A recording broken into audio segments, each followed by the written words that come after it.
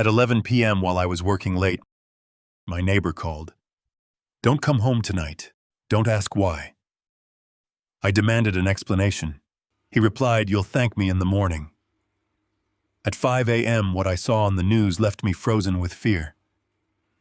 Before I continue this story, let me know where you are watching from in the comments below.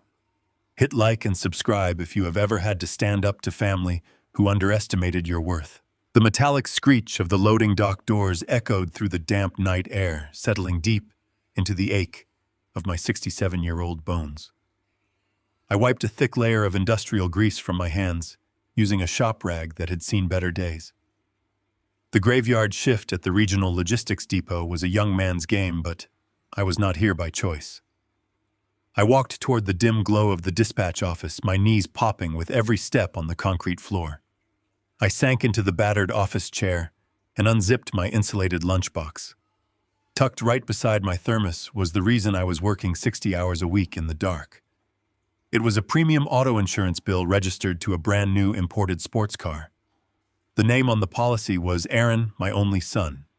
He had come to me 6 months ago, drowning in what he claimed were insurmountable property taxes and failing business ventures. He wept in my living room, swearing he was on the verge of losing everything. I did what any father would do. I drained my savings and took this brutal night shift to keep him afloat. I stared at the luxury insurance bill, the bitter taste of exhaustion rising in my throat.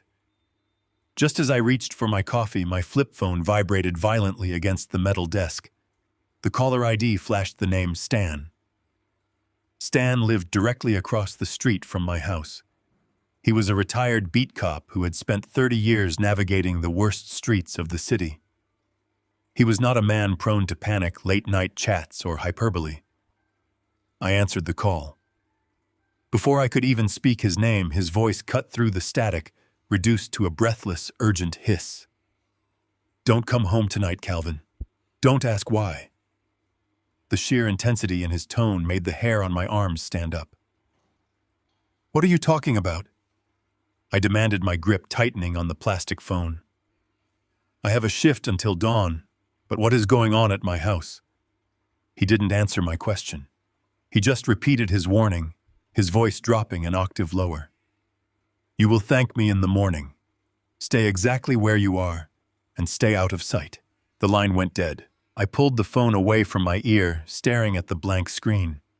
A heavy, suffocating silence fell over the dispatch office.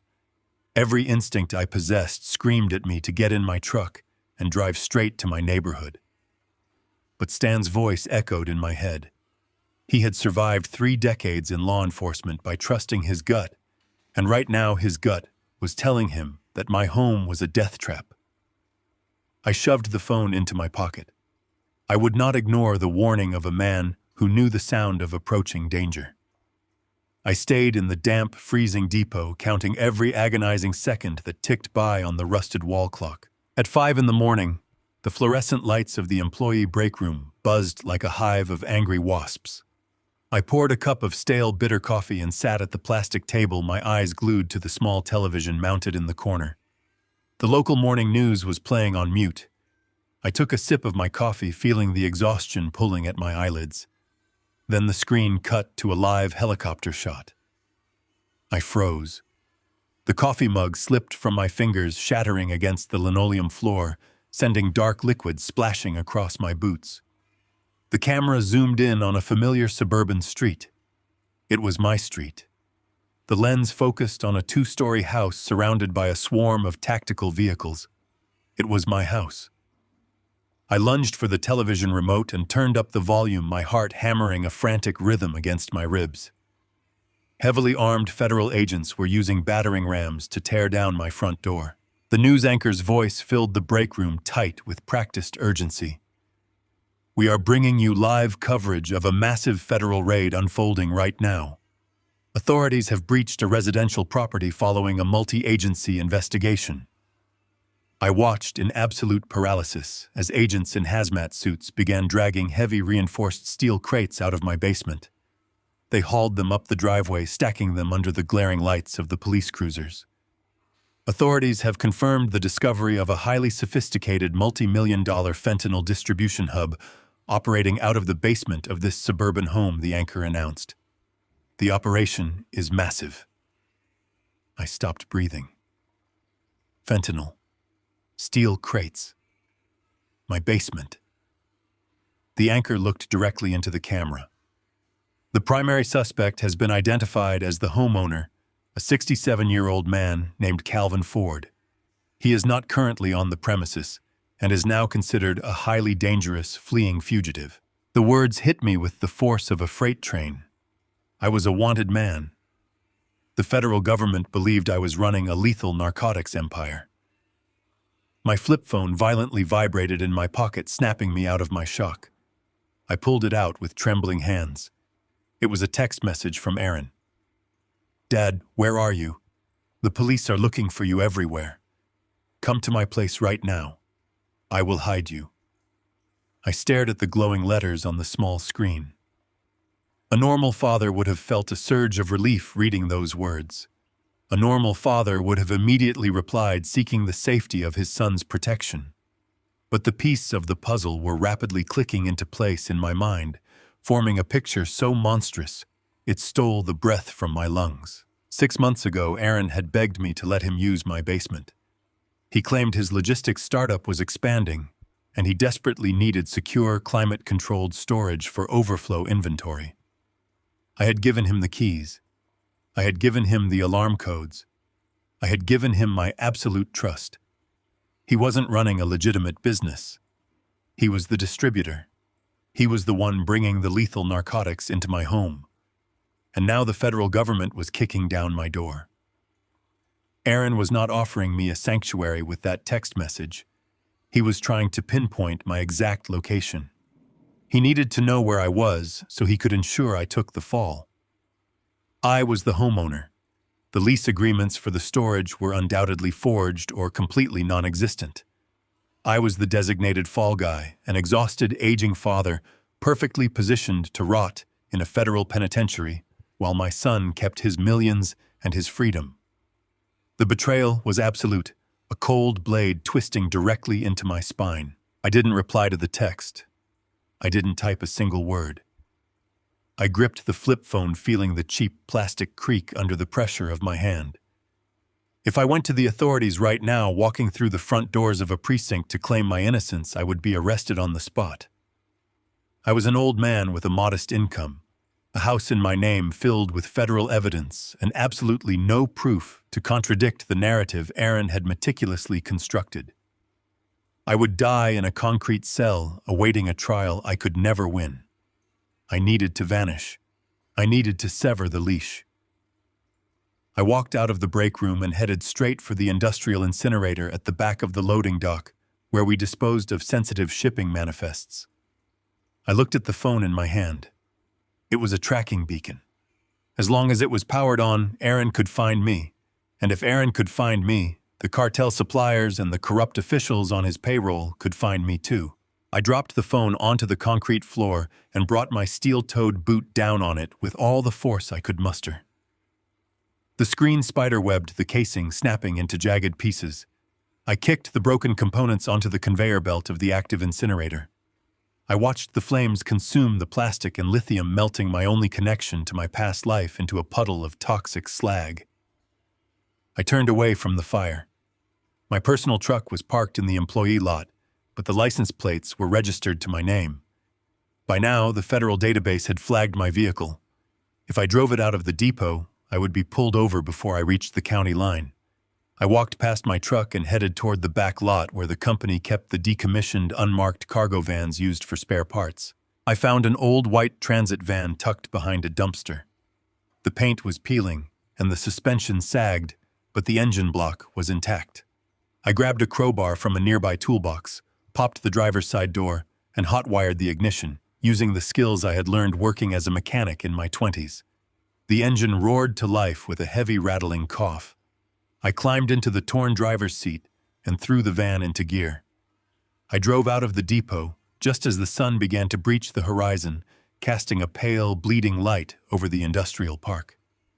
I had no money, no phone, and my face was currently being broadcast on every morning news channel across the state.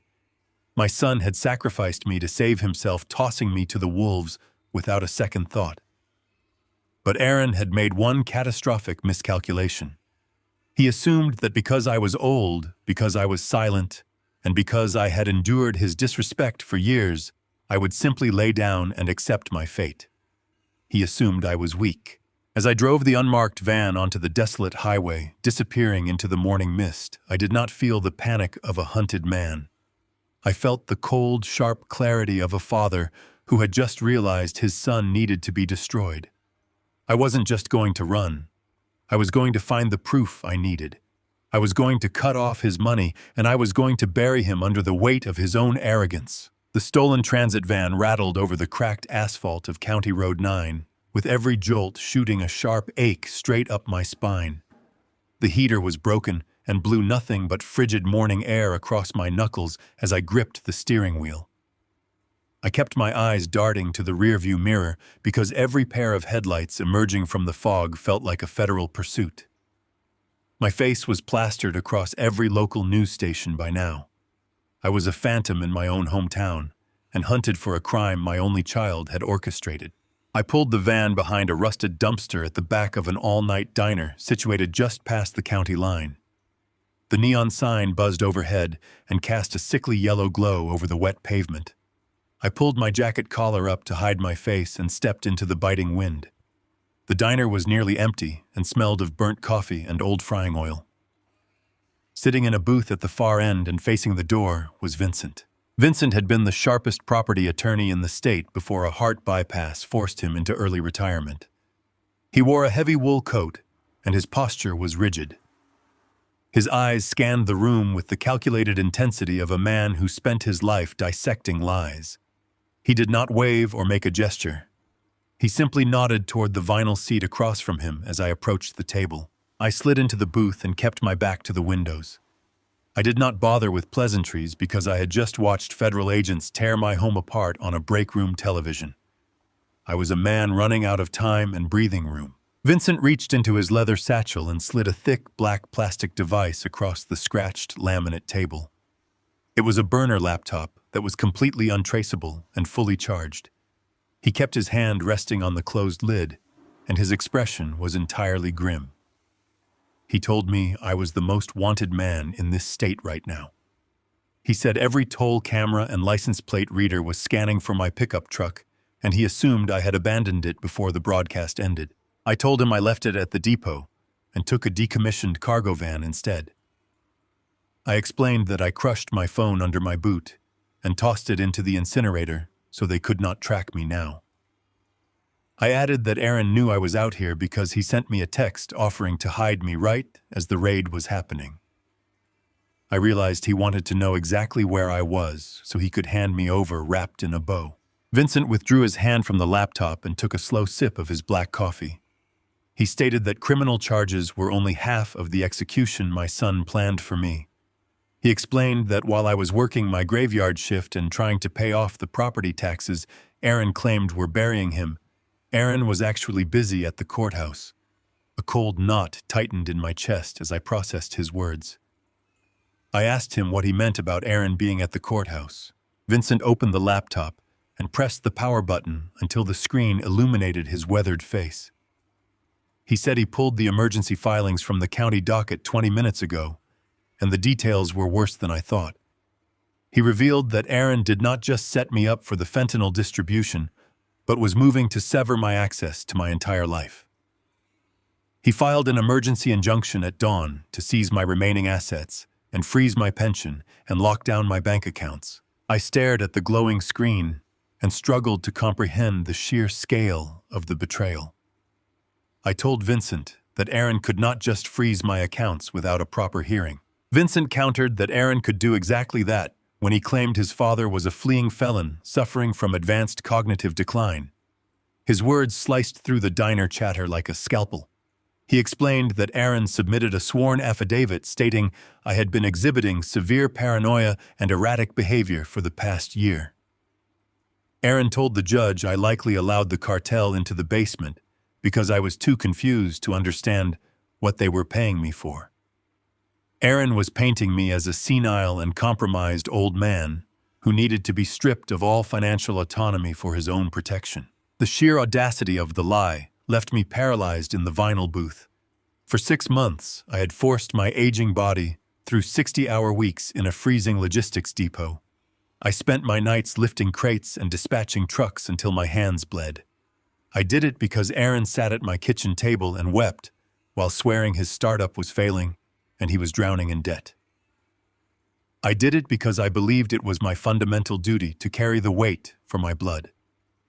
And all the while he was using my basement to package lethal narcotics and pocketing millions and laying the legal groundwork to declare me legally incompetent. Vincent continued relentlessly and explained that if the courts granted that injunction today, Aaron would get full conservatorship over my entire existence. He would have total control over my defense funds. He would hire a corrupt lawyer who would advise me to plead guilty and accept a terrible plea deal. I would spend my final years in a federal medical prison, while Aaron inherited everything I owned the moment I was locked away. Vincent said Aaron was legally suffocating me and trapping me in a corner with no exits. I looked down at my hands resting on the table. The dark grease from the depot was still embedded in the deep creases of my skin. It was a stark reminder of the grueling labor I had endured for a son who was currently plotting my absolute ruin. My pulse hammered in my ears, and I felt the overwhelming urge to shatter the coffee mug against the wall. I wanted to scream at the profound injustice of the trap closing around me, but anger was a foolish luxury that a hunted fugitive could not afford to indulge. I forced the blinding rage down and compressed it into a tight and dense core of absolute focus. Vincent leaned forward across the table, and his voice softened just a fraction. He told me this was a losing battle, and I needed to see reason. He reminded me that I was fighting the federal government and a son who had endless cartel money to fund his legal lies. He urged me to go with him to the field office right now so we could walk in together and demand a meeting with the lead agent. He wanted to tell them Aaron manipulated me so we could surrender before they escalated this into a violent manhunt. I raised my eyes and met his intense gaze without blinking. I told him that if I walked into a federal building with zero evidence, I would be handcuffed before I finished my first sentence. I explained that Aaron leased that basement under a cash agreement that left no paper trail pointing to him. My name was on the deed of the house, and my name was on the utility bills. I was the one who worked a night shift and was conveniently absent while the packaging happened on my property. I told Vincent that Aaron engineered this flawlessly, and if I surrendered to them now, I would simply die in a concrete cell. Vincent let out a heavy sigh and began rubbing his temples in frustration. He said Diane would not want me running. He insisted she would not want me spending my twilight years looking over my shoulder and hunted like an animal. He said she wanted peace for me after all my hard work. Hearing my late wife mentioned felt like a physical blow to my ribs. Diane had worked as a dedicated public school teacher for 35 years. We had saved every single penny to buy that farmhouse. She had planted the oak trees in the backyard with her own hands. She had chosen the exact paint colors for the living room walls. We had built a beautiful life in that home and poured our sweat and devotion into its foundation so we could leave something genuine and lasting for our son. I told Vincent that Diane left me that house and she trusted me to protect it from the world. My voice hardened into unbreakable steel as I spoke. I explained that Aaron took the sanctuary she built and turned her basement into a poison factory to destroy our city. He used her memory to blind my judgment while he tied a noose around my neck.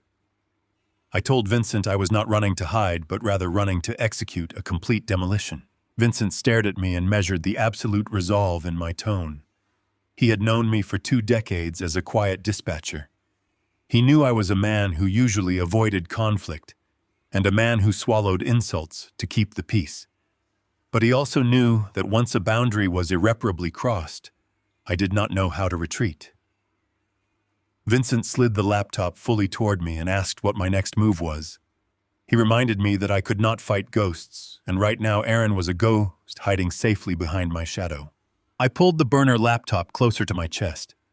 I explained that Aaron claimed he needed financial help and swore he was completely broke. But I knew that large-scale cartel operations always leave a digital footprint no matter how carefully they are buried. I told Vincent they needed to launder the immense amounts of cash and pay their corrupt suppliers. I knew that if Aaron was moving millions of dollars, he was arrogant enough to think I was too technologically illiterate to find the money trail. He thought I was just a tired old dispatcher who barely knew how to check an email. I flipped open the screen and began typing rapidly to pull up the hidden backdoors of my own personal banking portals. I told Vincent that Aaron wanted to claim I was mentally unfit to manage my finances before a judge. I promised I was going to prove I was sharp enough to trace every single stolen dime he moved through my accounts. Vincent watched my hands move across the keyboard, and a grim understanding settled over his features. He reminded me that Aaron was my son, and I needed to prepare myself for the fallout. He warned me that if I found the thread and pulled it, I would completely unravel his entire life. He said the cartel would not forgive Aaron for losing their distribution hub, and the feds would not stop until he was buried under a life sentence. Vincent asked if I was truly prepared to destroy my own blood. I did not stop typing as the screen illuminated the dark interior of the quiet diner. I replied without looking up from the glowing monitor and stated that my son died the moment he decided my freedom was the acceptable price for his luxury. I told Vincent the man living in his expensive penthouse was just a parasite who stole his face. I promised I was going to cut the financial head off the snake before the sun set today.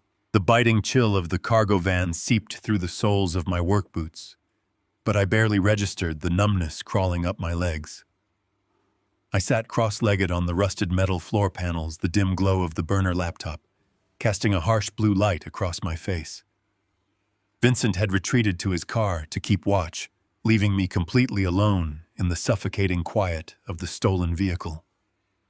Every time a heavy transport truck roared past on the highway, the van shuddered, a grim and relentless reminder of how dangerously exposed I truly was. I typed in the web address for my primary bank, my knuckles white and stiff from the cold and the residual grease of the loading dock. To access the deepest layers of my financial history, the system prompted me for a security verification question. What was the name of your child's first pet? I stared at the blinking cursor on the screen. 30 years ago, I bought Aaron a golden retriever puppy for his 5th birthday.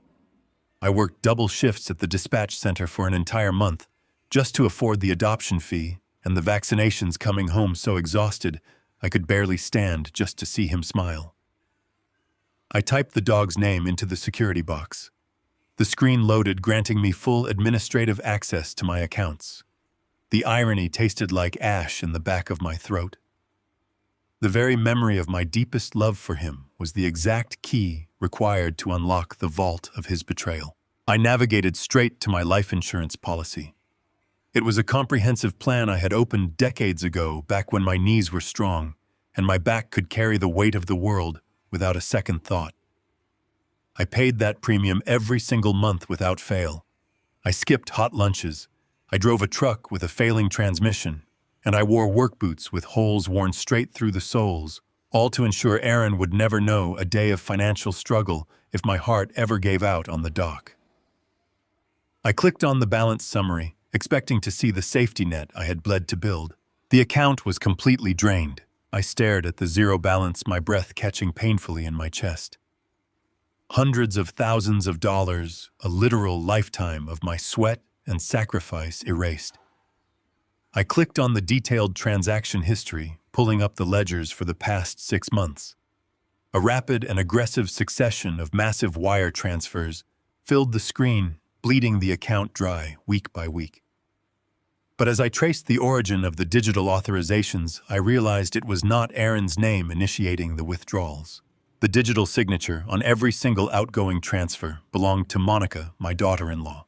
I zoomed in on the routing details, my eyes narrowing as the true scope of the horror revealed itself.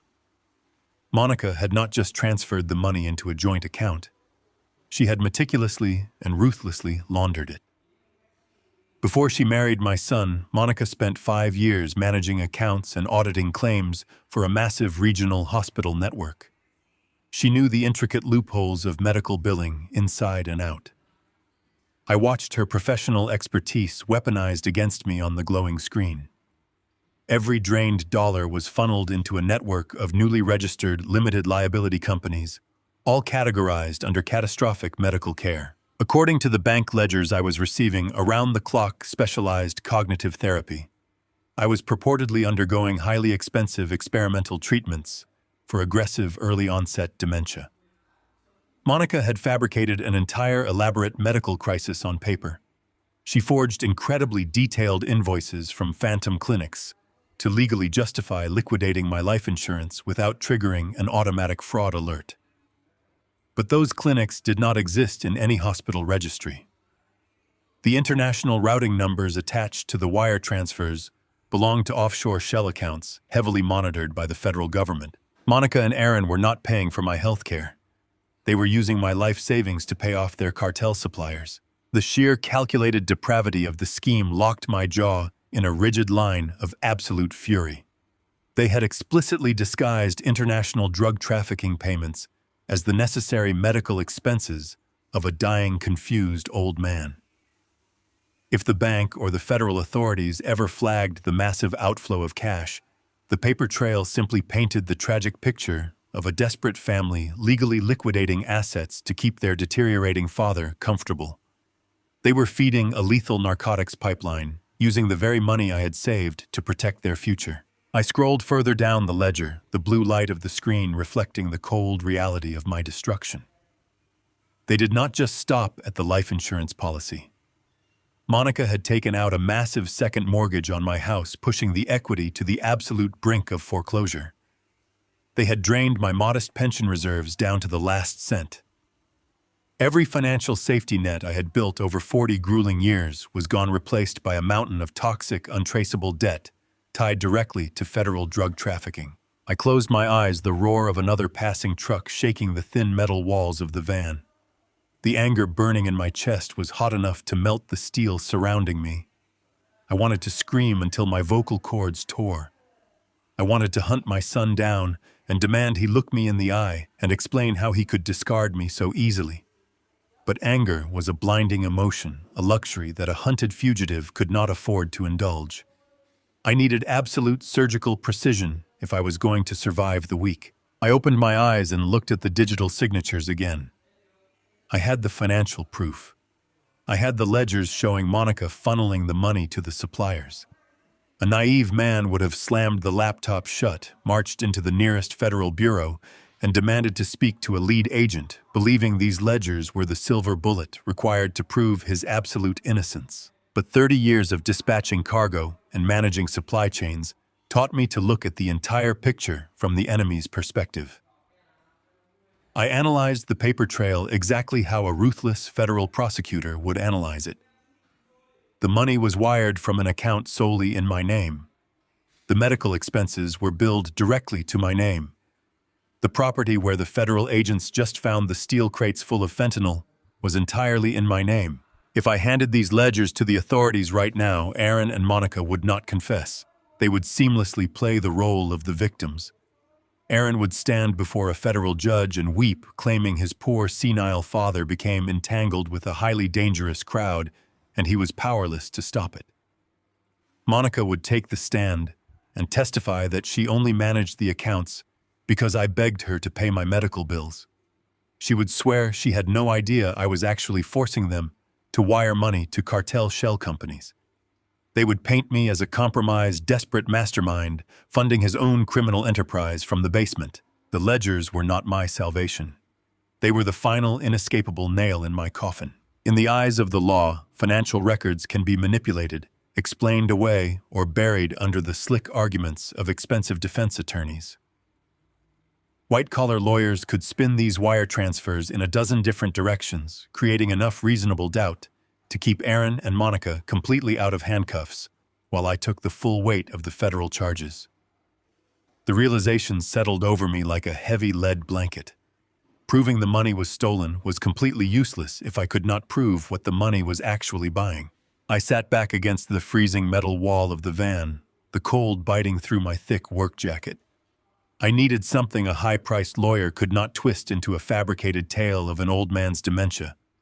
I needed undeniable physical evidence that my son was the one actively running the distribution hub.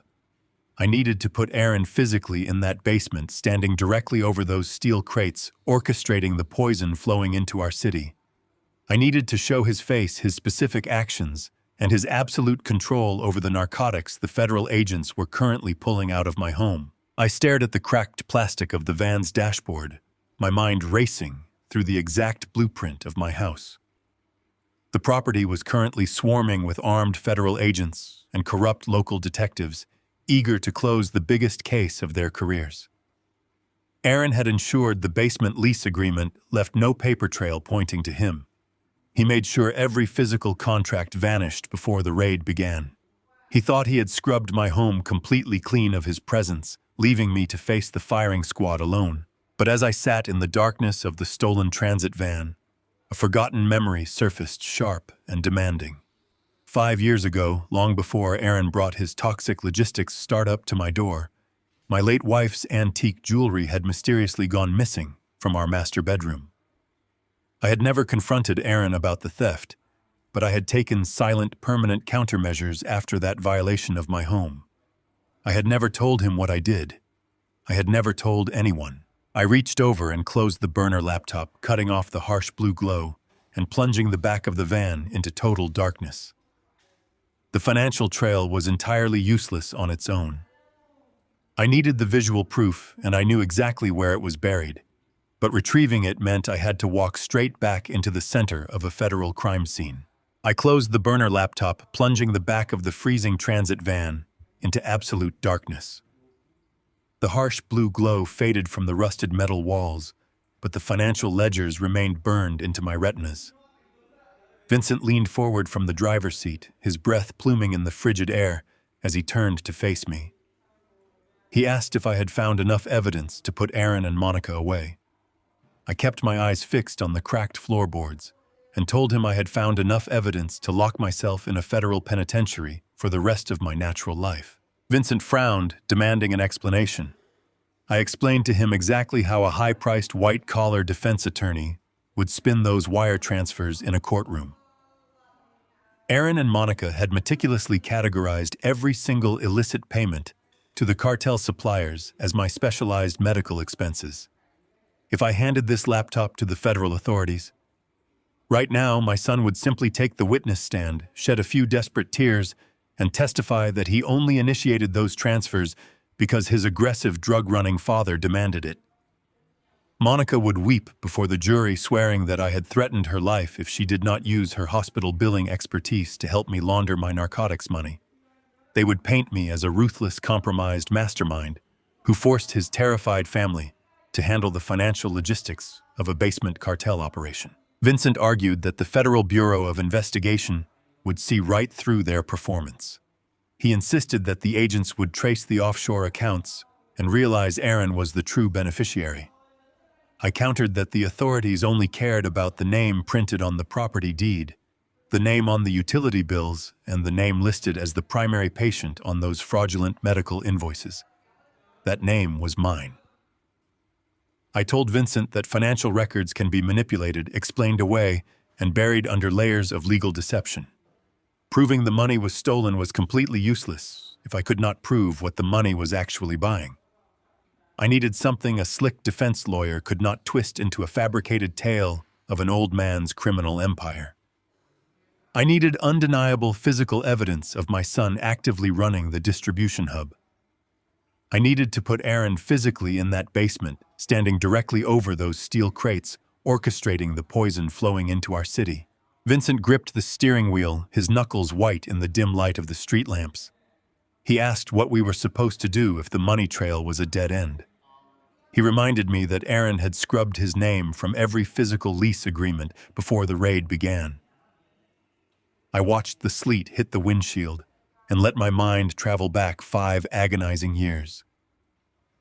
I told Vincent we did not need a money trail because we had eyes. I told Vincent about the brutal winter Diane was losing her final battle with illness. The house constantly smelled of harsh antiseptic and sterile linens. She spent her final months resting in the front parlor, too weak to climb the stairs to our bedroom. One rainy afternoon, her antique diamond brooch simply vanished from her wooden dresser. It was a priceless family heirloom passed down through 3 generations of her family. Aaron had been visiting that specific day, pacing around the house and complaining loudly that his logistics startup was going through a rough financial quarter. When the brooch disappeared, he immediately blamed the visiting hospice nurse. He yelled, he threatened to call the police, and he played the part of the outraged, protective son flawlessly. But as he hurried out the front door claiming he was going to the precinct to file a report, I saw the undeniable heavy bulge of the jewelry box in his coat pocket. I did not confront him that afternoon. I knew my son possessed a terrifying, innate ability to manipulate reality and twist accusations until the accuser felt completely insane. Diane was far too fragile to handle a devastating family war in her final days, so I swallowed my burning rage and kept the peace for her sake. But the very next morning, while Aaron was busy pawning his dying mother's legacy to fund his failing business, I drove my truck to a surplus electronics warehouse on the edge of the county. I bought 4 analog closed-circuit pinhole cameras and 2,000 feet of heavy copper coaxial cable. Vincent stared at me in the dark van, the realization slowly dawning on his weathered face. I explained that I spent 3 agonizing nights crawling through the narrow fiberglass-filled crawl spaces of my own home, while Diane slept peacefully downstairs. I deliberately chose not to buy commercial wireless cameras. Aaron was arrogant, but he was highly educated in modern technology. Any mid-level cartel supplier would sweep a drop house for wireless signals and hidden radio frequencies before moving millions of dollars in narcotics across the threshold. Wireless video feeds can be detected in a matter of seconds by anyone holding a cheap commercial scanner. But hardwired analog video running directly through heavy copper lines behind thick plaster drywall emits absolutely zero signal. It is completely invisible to digital sweeps. I told Vincent how I carefully drilled microscopic holes through the ornate iron grates of the heating vents. I angled 1 high-definition camera directly down the basement stairwell, 1 facing the heavy loading doors of the cellar, and 2 covering the main hallway corridor. I fed the thick cables up through the central chimney chase, completely bypassing the modern electrical grids to ensure the wires could never be traced from the breaker box. I wired the entire system to a solid-state digital video recorder and buried the massive hard drive deep beneath 18 inches of blown fiberglass insulation in the furthest, darkest corner of the attic. I hooked the entire rig to an uninterrupted power supply, tapped directly into the main line. It was a phantom security system, silently and perfectly recording every single movement in that house for half a decade. I looked Vincent directly in the eyes and told him the drive was specifically programmed to overwrite its own memory bank every 6 months. That meant the hard drive currently sitting beneath the dust in my attic held thousands of hours of uninterrupted footage from the exact time frame Aaron was utilizing the basement. It held crystal-clear footage of Aaron and Monica hauling heavy steel crates of fentanyl through my cellar doors. It held footage of them packaging the narcotics, handling the illicit shipments, and orchestrating the entire distribution ring while they thought they were completely alone. The financial ledgers we found on the laptop were circumstantial, but that buried hard drive was an absolute inescapable guillotine. Vincent let out a long, ragged exhale, his breath fogging the cold glass of the driver's side window. He stated that the hard drive was the silver bullet we desperately needed to exonerate me completely. He reached for his phone, telling me we needed to call his contacts at the Federal Bureau right now and tell them exactly where to rip up the attic floorboards to find the drive. I slammed my hand down on the dashboard, stopping his movement instantly. I told him he was completely forgetting the reality of the battlefield we were navigating. I reminded him that Aaron was already paying off corrupt local detectives to manipulate the investigation. If we called the authorities now, those compromised detectives would easily intercept the radio dispatch. They would be the very first ones up those attic stairs. They would locate the hard drive, wipe the memory banks clean, and smash the physical components to pieces before a single honest federal agent ever saw a second of the footage. Aaron had ensured his operation by purchasing the loyalty of the very people tasked with securing the crime scene. We could not trust a phone call and we absolutely could not trust the federal chain of custody. Vincent lowered his phone slowly, his eyes widening as he grasped the terrifying implication of my words. He asked me what I was proposing we do. I pointed through the rain-slicked windshield toward the distant glowing skyline of the city. I told him the house was currently locked down as a massive federal staging ground. There were armored tactical units parked on my front lawn, miles of yellow crime scene tape wrapping the perimeter, and heavily armed federal agents guarding every possible entrance. High-intensity floodlights were illuminating the property like a prison yard. Vincent shook his head slowly, his voice dropping to a harsh, panicked whisper. He told me I was a 67-year-old logistics dispatcher with failing knees and a bad back. He explicitly warned me that if I stepped one single foot onto that illuminated property, the perimeter guards would not pause to ask me any questions. They were actively hunting a highly dangerous fleeing fugitive cartel boss. He said they would draw their service weapons and shoot me dead on my own front lawn before I ever reached the porch steps. He pleaded with me to find another avenue, warning me that trying to break into an active federal crime scene was an absolute suicide mission. I opened the passenger door of the transit van and let the freezing morning rain bite into my face. I looked back at the man who had been my friend for 2 decades. I told Vincent I was already a dead man if I did not retrieve that drive tonight. Aaron had used the sanctuary Diane built as a shield to hide his crimes, and he had used my name as a weapon to secure his freedom. I told Vincent I was not going to let my son turn my grave into his final victory. I pulled my collar up against the biting wind and told him to put the van in gear. I was going home. The midnight rain fell in heavy blinding sheets across the cracked asphalt of the neighborhood. It was a vicious downpour that completely masked the sound of my heavy work boots sinking deep into the saturated earth. I crouched extremely low behind the overgrown hedges of the neighboring property and kept my eyes absolutely locked on the house I had spent 30 years paying off. The federal authorities had turned my quiet home into a heavily armed fortress. Glaring artificial floodlights cut through the rain and washed the front lawn in an aggressive white glow. Yellow police tape whipped frantically in the violent wind, strung tightly between the massive oak trees Diane and I had planted the very same year Aaron was born. I watched 2 armed agents in dark windbreakers patrolling the driveway with assault rifles resting against their chests. They were hunting a phantom cartel boss, and they had absolutely no idea the man they were looking for was kneeling 50 yards away in the freezing mud. I knew the vulnerabilities of this property better than I knew the lines on my own face. I had wired the exterior security lighting myself after a string of violent burglaries hit our street back in the 1990s. I specifically knew the western wall of the foundation, shielded by a dense and neglected row of weeping willows, remained entirely swallowed in deep shadow. I moved through the wet grass and ignored the freezing water soaking straight through my canvas jacket. I reached the brick foundation and dropped to my knees beside the rusted iron grate of the old coal chute. Aaron thought he knew every single inch of this property when he decided to run his poison out of my basement. He assumed he had total control of the environment. But my son was arrogant, and his arrogance made him remarkably careless. He never bothered to look behind the massive cords of stacked firewood where the original coal access chute from the 1950s sat perfectly intact. I pulled a solid steel pry bar from my back pocket and wedged it under the thick rusted latch. I applied steady pressure and waited for a massive clap of thunder to roll across the sky to completely mask the sharp crack of breaking iron. The ancient latch finally gave way with a violent snap. I grabbed the heavy grate and pulled it open, squeezing my broad shoulders through the incredibly narrow opening.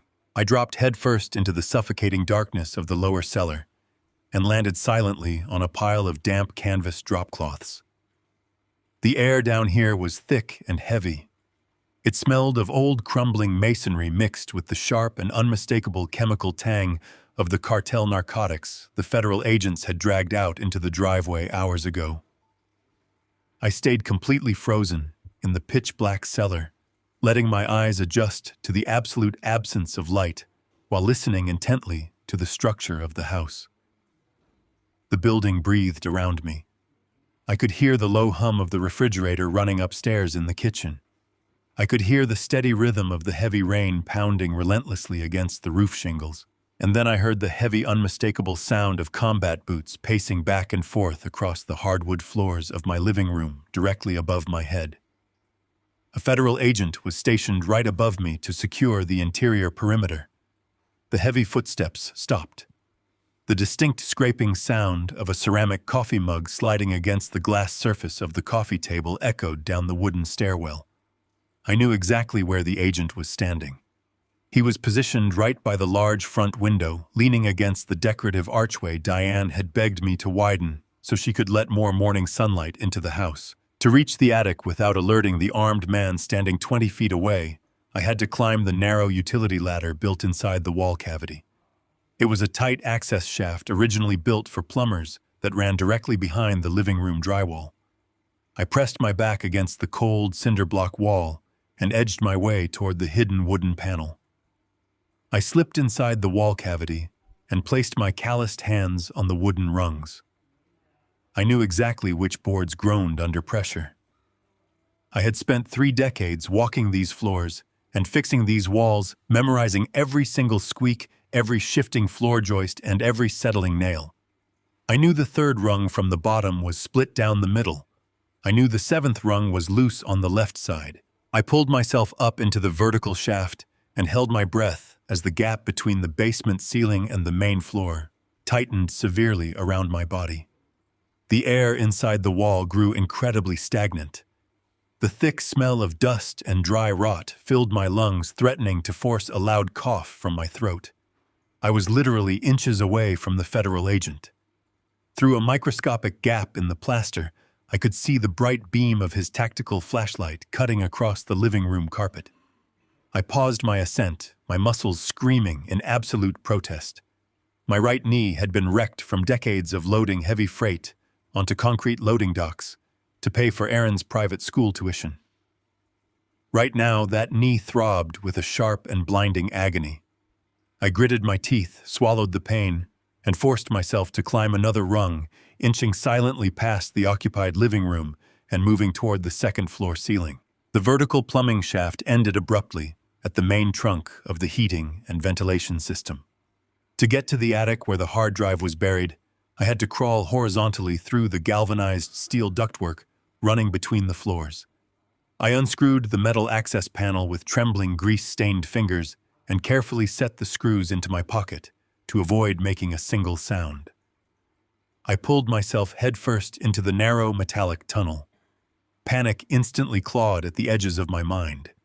The space was barely wide enough to accommodate my shoulders. The freezing metal pressed down hard against my back, trapping me in a claustrophobic coffin suspended above my own hallway. I dragged my heavy body forward, using only my elbows pulling my dead weight and dragging my legs behind me. The noise of my canvas jacket scraping against the galvanized steel sounded completely deafening in the enclosed and echoing space. I had to time my grueling movements perfectly, inching forward only when the thunder rolled fiercely outside to mask the metallic scraping. My bad knee caught hard on a sharp exposed metal seam inside the duct. The jagged steel tore straight through the thick fabric of my denim jeans and sliced deeply into my flesh. I felt the warm, wet trickle of blood running rapidly down my shin, but I could not stop moving, and I absolutely could not make a sound. The physical pain was absolute. It was a radiating fire burning through my joints and testing the very limits of my endurance. I focused my entire existence on the prize waiting at the end of this dark tunnel. The hard drive. The undeniable recorded proof of my son orchestrating a multi-million-dollar drug empire right under my nose. Every single agonizing inch I pushed forward was a necessary step closer to taking my entire life back and proving my absolute innocence. I finally reached the last ventilation grate, the one overlooking the master bedroom ceiling. The square wooden access hatch leading into the attic was located directly above it. I pushed the metal grate aside with infinite care and pulled myself up into the freezing, drafty expanse of the open attic. The air up here was brutally cold, cutting right through my sweat-soaked clothes and chilling me straight to the bone.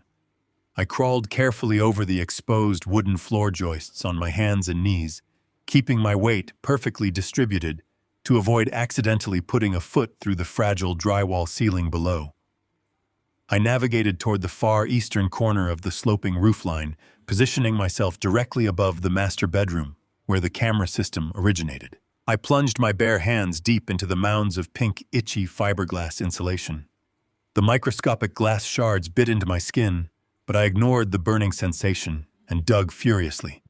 My fingers finally brushed against the cold, solid metal casing of the digital video recorder. I had found it. The phantom security system I secretly installed 5 years ago had remained entirely undisturbed.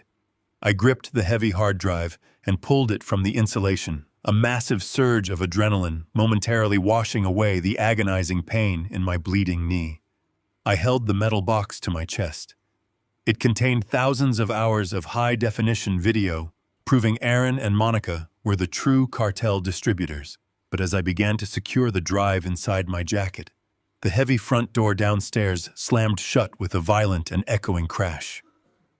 I completely froze in the darkness of the attic, clutching the metal box tightly to my chest and pressing my ear against the floorboards. The federal agent stationed in the living room immediately shouted a harsh command, demanding rapid identification from the intruders. A voice answered him from the entryway. It was a voice that made the blood in my veins turn entirely to ice. It was Aaron. My son was inside the house. I held my breath as the muffled sound of their conversation drifted up through the floorboards. Aaron was not alone. Another man spoke, his tone dripping with an arrogant and dangerous authority that immediately silenced the federal agent. Aaron called the man Detective Miller. He was a corrupt local narcotics detective I knew Aaron had been paying off for months to ensure his supply routes remained clear. Aaron demanded to know if the perimeter was fully secured and if the extraction teams had found any physical documents linking him to the property. Detective Miller assured Aaron that the local police had already swept the primary office and removed the forged lease agreements before the federal agents breached the door. Aaron laughed, a cold and callous sound that echoed through my own home. He told the corrupt detective that as long as his father remained a fugitive, the federal government would pin the entire cartel operation squarely on my shoulders. I knelt in the freezing attic, clutching the hard drive that contained the absolute truth, listening to my only child coordinate my permanent destruction with a man holding a badge. The timeline had just accelerated dramatically, and if Aaron realized someone had breached the attic, I would never make it out of this house alive.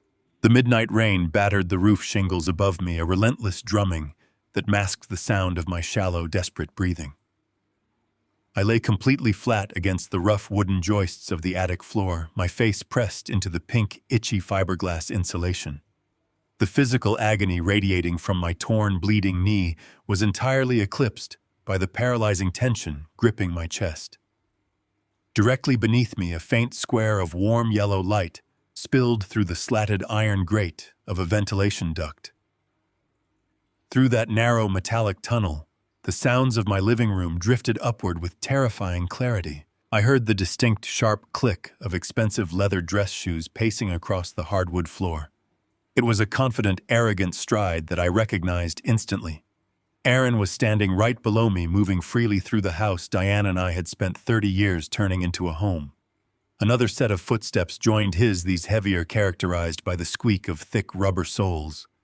Detective Miller, the corrupt local narcotics officer I had heard them mention earlier, grunted as he dropped something heavy onto the glass surface of the coffee table. The sound of a heavy canvas duffel bag unzipping echoed up the metal ventilation shaft.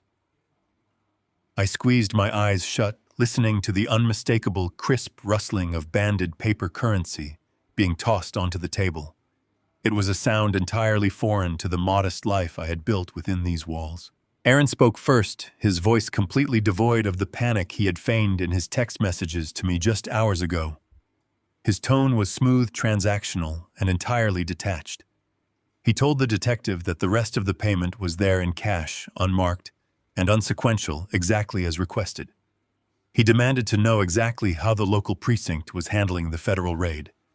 Detective Miller let out a low, rough laugh, the sound grating against my ears.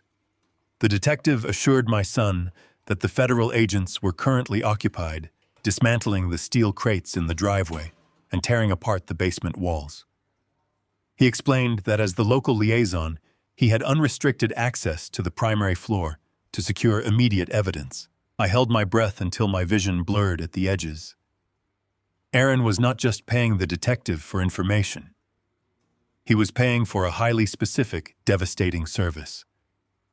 Aaron instructed Miller to find a leather-bound ledger he had hidden behind the drywall in my master bedroom closet. He explained that he had spent the last 2 months painstakingly forging my handwriting on every single page. The ledger contained detailed fabricated records of cartel supply routes, supplier payouts, and inventory logs, all meticulously designed to match the exact quantities of fentanyl currently being seized outside. Aaron told the detective that once the federal agents discovered that ledger, the case against me would be completely airtight and legally inescapable. My own flesh and blood had spent weeks writing my death warrant by hand, perfectly mimicking the script I had used to sign his childhood birthday cards. The sheer malice of the plan sent a wave of nausea rolling through my stomach. But the nightmare was far from over. The electronic chime of a cellular phone connecting to a speaker echoed from the room below. Aaron placed the device on the coffee table, the volume amplified enough for the microphone to pick up the detective. A sharp, pristine voice sliced through the static. It was Monica. My daughter-in-law, the woman who had sat at my Thanksgiving table and smiled as I poured her wine, spoke with a chilling, businesslike efficiency that made my blood run entirely cold. Monica demanded a status update from the detective. She did not ask if I was safe. She did not ask if the police had any leads on my location. She simply asked if the forged ledger had been successfully planted and if the federal agents had taken the bait. Detective Miller assured her the paperwork was secured and the narrative was perfectly set. He promised that the authorities were entirely convinced that the aging desperate homeowner was the sole mastermind behind the entire distribution ring. Monica did not express a single ounce of relief. Instead, her voice hardened into something monstrous and unrecognizable.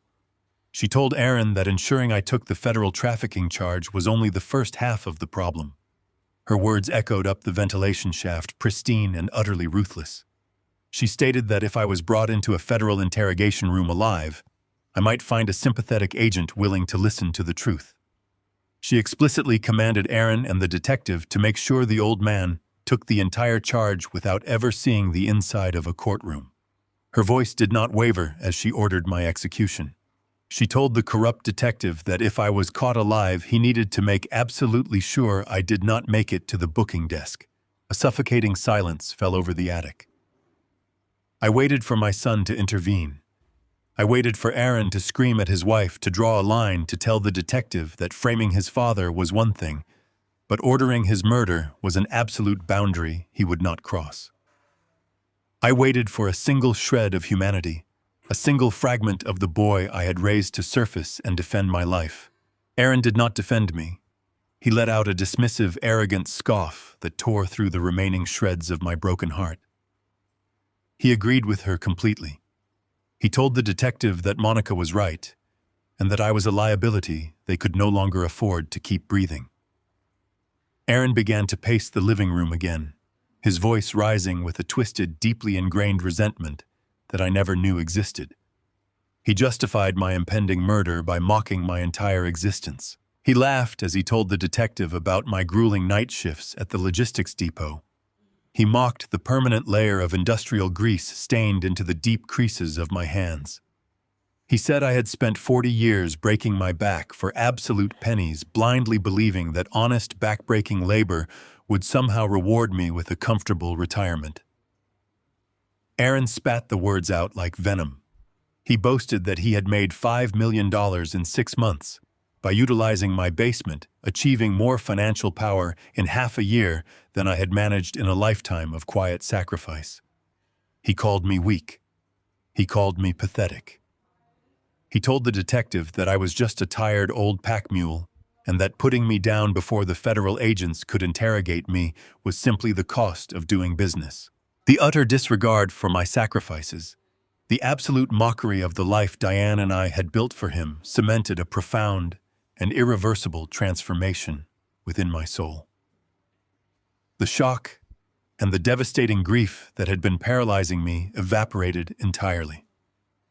The sorrow of a betrayed father burned away, replaced by a cold, crystalline, and terrifying clarity. The man standing in my living room counting illicit currency and casually ordering my assassination was not my son. He was a parasite. He was a dangerous, rabid animal who had infected the sanctuary my wife had built, and he needed to be permanently eradicated. I did not feel the agonizing pain of my bleeding knee anymore. I did not feel the freezing draft of the attic or the microscopic shards of fiberglass cutting into my forearms. I moved my hand with absolute deliberate silence. I reached deep into the thick pink insulation until my fingers wrapped around the solid metal casing of the digital video recorder I had buried 5 years ago. I traced the contours of the device, finding the thick power cables and the heavy coaxial lines connecting the hard drive to the hidden cameras scattered throughout the house. Aaron continued to gloat in the room directly beneath me, assuring the corrupt detective that my life insurance policies had already been successfully liquidated through Monica offshore shell accounts.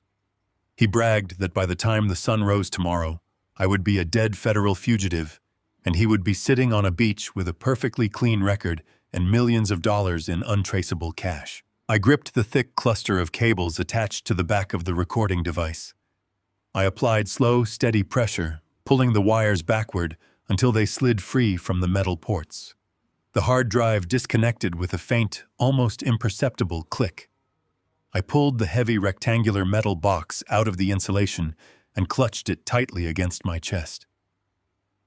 Inside this small metal casing was the absolute truth. It contained thousands of hours of high-definition video footage. It held undeniable proof of Aaron and Monica hauling the steel crates through my cellar doors, handling the illicit narcotics, and orchestrating the entire distribution ring, while they thought they were completely invisible. I had the weapon I needed to destroy them. I had the indisputable evidence that would not only clear my name, but guarantee my son and my daughter-in-law would spend the rest of their natural lives rotting in a federal penitentiary. But possessing the evidence was completely useless if I did not make it off this property alive. I carefully zipped the hard drive into the interior pocket of my canvas jacket, feeling the solid weight of it resting against my ribs. I knew the timeline had just accelerated drastically. The corrupt detective was currently standing 20 feet below me, armed and actively incentivized to put a bullet in my head. I had to navigate back through the suffocating ductwork, bypass the federal perimeter, and reach Vincent in the stolen transit van before Aaron realized his perfect plan was already crumbling. I took one last silent breath in the darkness of the attic, turning my back on the echoing voice of the stranger who used to be my son, and began the agonizing crawl back toward the narrow, rusted coal chute. I pressed the solid metal casing of the hard drive firmly against my chest. The heavy midnight rain continued to hammer relentlessly against the roof shingles just inches above my head. I needed to move.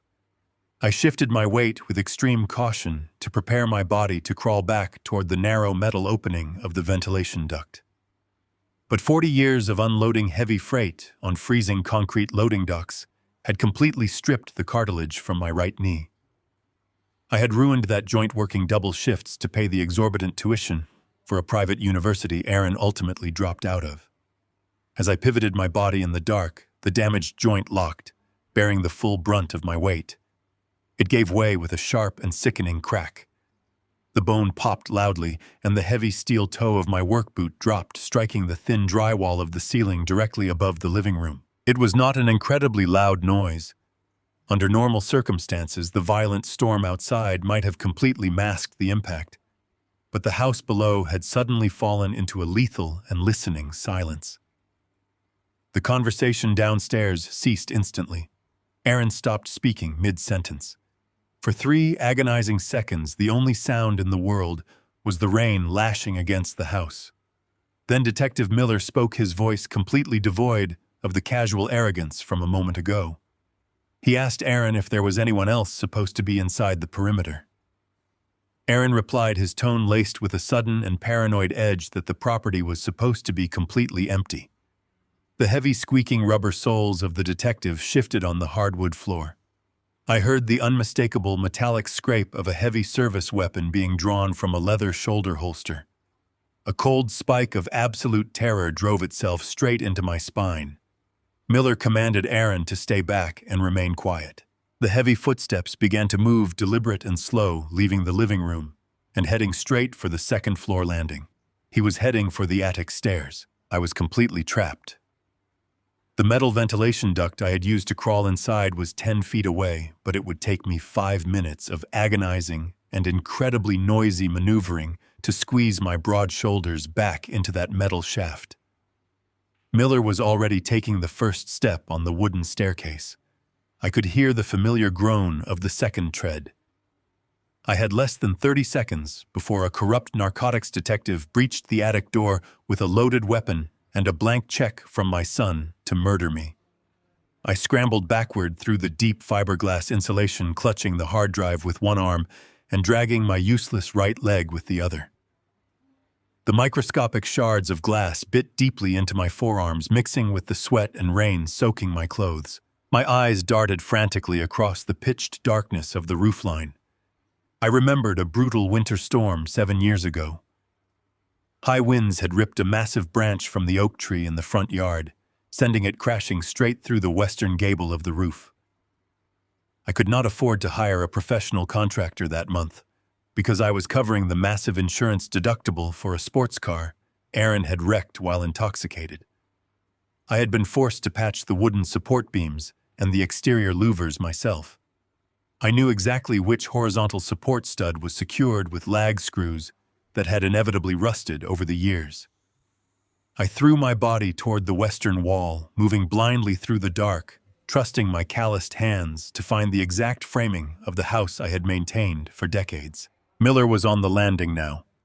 I heard him testing the handle of the master bedroom door just below me. I reached the wooden louvers of the gable vent. I braced my good leg against a vertical stud, shoved the hard drive deep inside my canvas jacket, and gripped the rusted wooden crossbeam with both hands. I heard the latch of the attic door click. The heavy wooden door creaked open. A blinding beam from a tactical flashlight slashed through the darkness, illuminating the swirling dust and fiberglass particles suspended in the air. I pulled backward with every single ounce of strength remaining in my upper body. The rusted lag screws shrieked in protest, tearing free from the dry, rotting wood. The crossbeam snapped. I shoved the heavy wooden louvers outward, creating a gap just barely wide enough for a man to fit through. Detective Miller shouted a harsh command, his flashlight beam swinging wildly toward the sound of splintering wood. I did not look back. I forced my head and shoulders through the broken vent, scraping my skin raw against the jagged splinters of the shattered frame. The freezing rain hit my face like crushed glass. I wriggled my torso through the opening and launched myself into the violent storm, just as the deafening crack of a gunshot echoed inside the attic. The bullet tore through the wooden siding mere inches from my head, showering my neck with pulverized wood and debris. I hit the steeply pitched roof on my stomach. The asphalt shingles were coated in a slick layer of wet moss and freezing rain. I had absolutely nothing to grab onto. I slid rapidly down the slope of the roof, the rough shingles tearing through my denim jeans and scraping the skin from my palms as I desperately tried to slow my descent. The edge of the roofline rushed up to meet me. I dropped blindly into the abyss, plummeting 2 stories down into the narrow, muddy alleyway separating my property from the neighbors. I hit the ground with a devastating impact. The breath exploded from my lungs. A blinding pain erupted through my bad knee and my right shoulder, leaving me momentarily paralyzed in the freezing mud. Above me, the broken gable vent illuminated as Miller shoved his flashlight through the gap. The bright beam cut through the rain and searched the darkness below. I rolled violently to the side, pressing my body completely flat against the brick foundation of the house, burying myself in the deep shadows of the overgrown weeping willows. The flashlight beam swept over the patch of mud where I had just landed, illuminating the deep impressions my boots had made. I held my breath, clutching the hard drive to my chest, tasting copper and dirt in my mouth. Miller cursed loudly, his voice barely audible over the roaring storm. The beam of light snapped away, and I heard him shouting down to Aaron that someone had breached the perimeter and gone out the roof. I lay in the mud as the freezing water pooled around my shoulders. I had survived the fall. I had secured the digital evidence that could destroy my son and exonerate me. But a terrible and cold realization settled over me, heavier than the storm itself. Aaron was deeply arrogant, but he was not stupid. He knew I was the only person with the intimate knowledge of the house required to navigate those specific blind spots. He knew I was the only one who could bypass a massive federal blockade to retrieve something buried in the insulation. My son now knew without a doubt that I had been inside the house. He knew I had heard his entire conversation with the corrupt detective. He knew I heard him order my murder. And most importantly, he knew his perfect manufactured alibi was suddenly completely vulnerable. The timeline I thought I had just evaporated into the rain. Aaron would not wait for the federal agents to conclude their exhaustive search. He would panic. He would realize his freedom and his stolen wealth were hanging by an incredibly thin thread. He would immediately contact Monica, order her to liquidate the offshore accounts they had filled with my stolen life savings, and attempt to flee the country before the sun came up. I dragged my battered body out of the mud, using the brick wall to pull myself upright. Every single nerve in my body screamed for rest, but the clock was no longer ticking. It was hammering. I had to reach Vincent. I had to decode the drive, and I had to sever the financial head off the snake before my son boarded a chartered plane and vanished from my reach forever. The heavy oak door of Vincent's office clicked shut behind me, sealing out the relentless roar of the storm. I stood on the edge of his faded Persian rug, shivering violently, a pool of muddy rainwater and blood dripping from my torn jeans. I did not bother to sit. I simply reached inside my soaked canvas jacket, pulled out the heavy metal casing of the digital video recorder, and placed it directly onto the center of his mahogany desk. Vincent did not ask how I managed to escape a federal blockade or why my hands were trembling. He took one look at the dirt smeared across my face, grabbed a towel from his filing cabinet, threw it to me, and immediately reached for a nest of adapter cables. The silence in the room was absolute, broken only by the frantic ticking of a brass grandfather clock in the corner. Vincent plugged the main data cord into his encrypted terminal. The screen remained entirely black for what felt like an eternity. My chest tightened with the terrifying thought that the freezing rain might have corroded the internal circuits during my fall from the roof.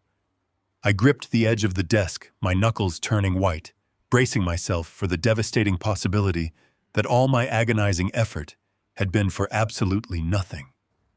Then the monitor flickered.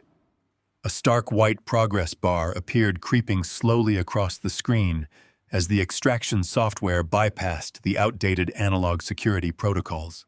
When the video grid finally populated the monitor, the breath left my lungs in a sharp, ragged exhale. The screen was split into 4 high-definition feeds, completely illuminating the hidden underbelly of my own home. I pointed a trembling, grease-stained finger at the top right quadrant. Vincent maximized the window. The footage was crystal clear, stamped with a digital date and time from exactly 3 weeks ago. It was a Tuesday at 2 a.m, a time when I was miles away at the depot logging shipping manifests to pay for my son's supposed debts. The camera angle looked directly down the wooden stairwell leading into the cellar. The heavy loading doors at the back of the basement were propped wide open. Aaron walked into the frame. My only child, the boy I had taught to ride a bicycle on that exact same driveway, was wearing thick, black industrial gloves. He was breathing heavily, dragging a massive reinforced steel crate across the concrete floor. Monica followed closely behind him. She wore a pristine designer trench coat, her heels clicking sharply against the cement as she carried a digital tablet. The microphone I had hidden behind the drywall to catch a petty jewel thief was now broadcasting their voices with sickening clarity into the quiet office. Aaron dropped the steel crate and wiped the sweat from his forehead. His voice crackled through the computer speakers, sharp and laced with adrenaline. He told Monica they needed to move faster because the transport truck from the border was scheduled to arrive in less than 20 minutes. He complained bitterly about the dampness in the basement, complaining that the entire house smelled like cheap pine cleaner and my old pipe tobacco. He spoke about the home he grew up in with a profound, palpable disgust, as if the walls themselves were an insult to his current status. Monica did not look up from her glowing tablet. She casually informed him that the secondary shipping route through the northern county line was completely secured. She stated that the corrupt local deputies had been paid their monthly retainer and the transport vehicle would not be subjected to any way station inspections. Vincent leaned closer to the monitor, his eyes narrowing as he absorbed the sheer scale of the operation unfolding on the screen. Monica tapped the glass of her tablet and asked Aaron if he was absolutely certain his father's schedule was predictable. The casual administrative tone she used to discuss my life sent a fresh wave of nausea rolling through my stomach. Aaron laughed. It was a cruel, dismissive sound that echoed through Vincent's office, a sound that finally severed the very last thread of paternal affection clinging to my heart. Aaron told his wife that my schedule was the only reliable thing in his entire miserable life. He boasted that I had not missed a single graveyard shift at the depot in 6 months.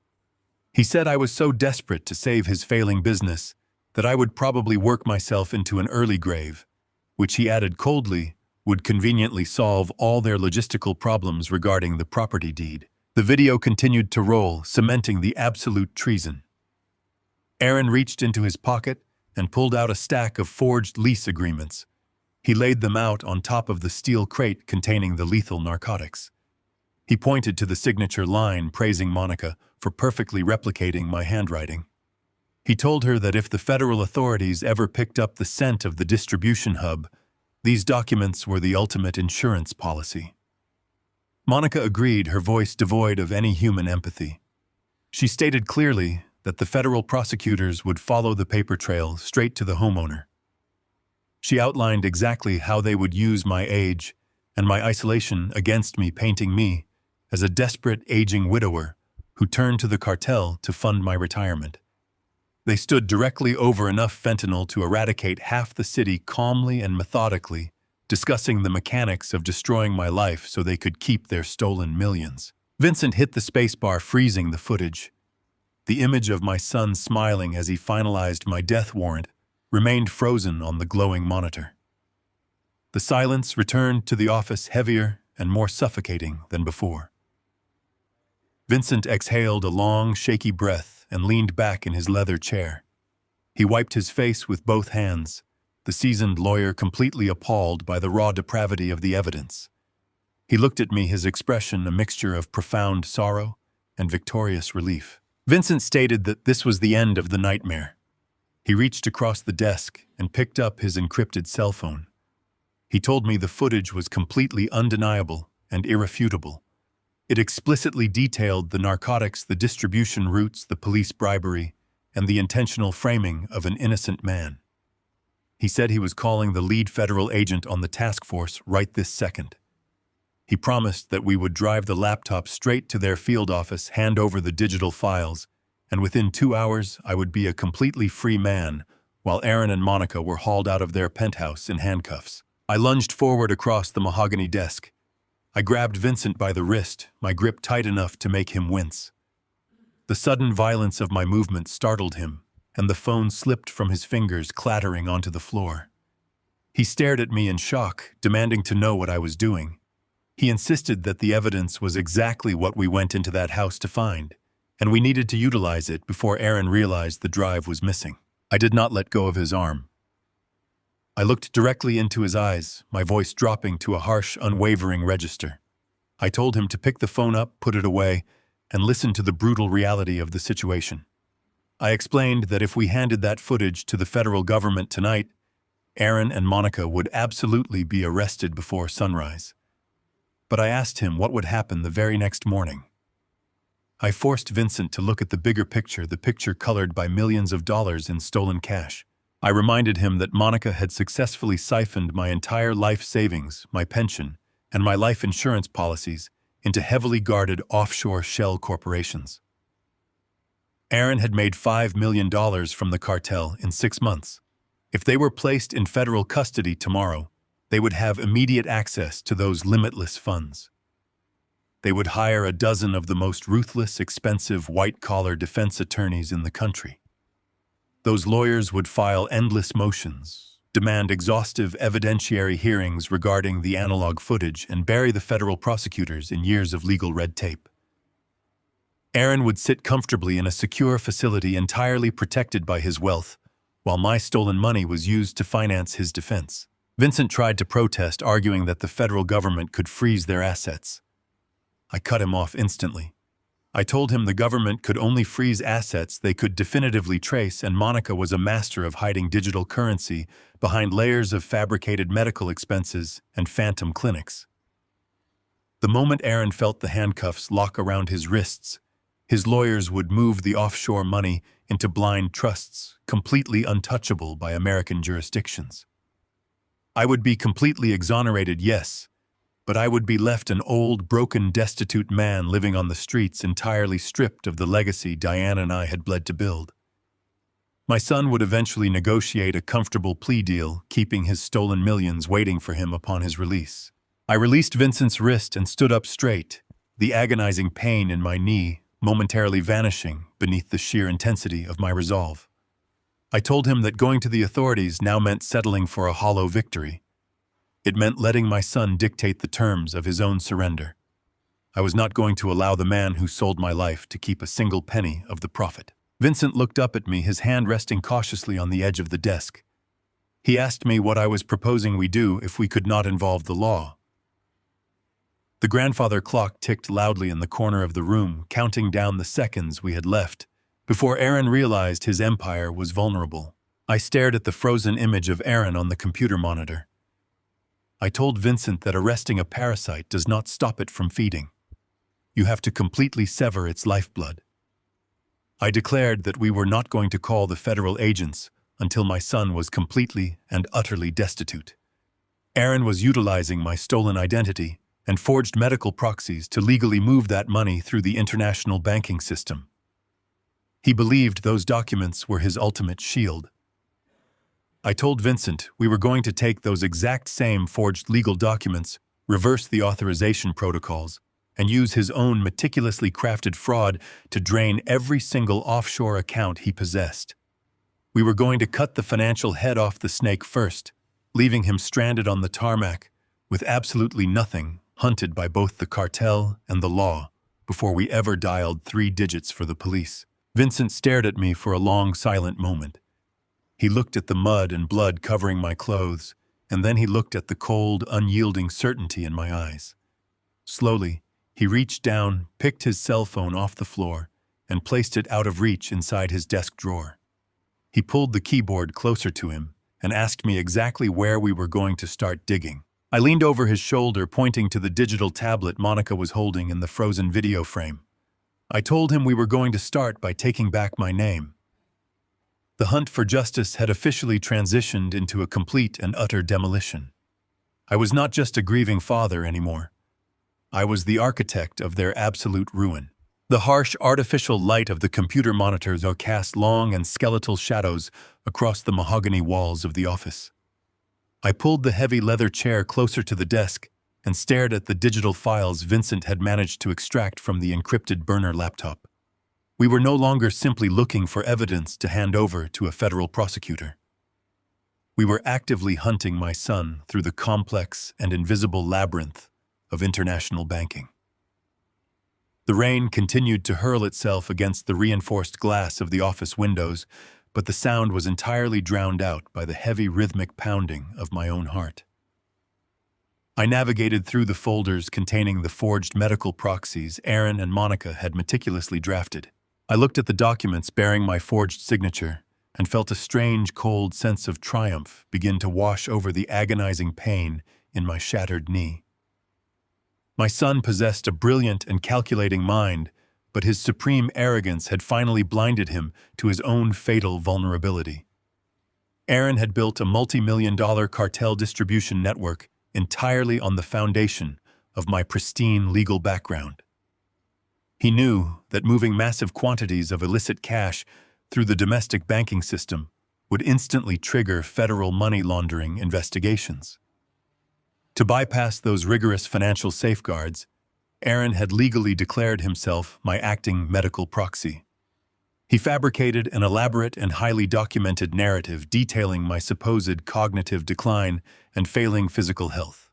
He used his professional logistics credentials to establish a complex web of offshore shell corporations, specifically citing the need to manage my specialized international medical treatments. But Aaron had made one catastrophic and irreversible miscalculation.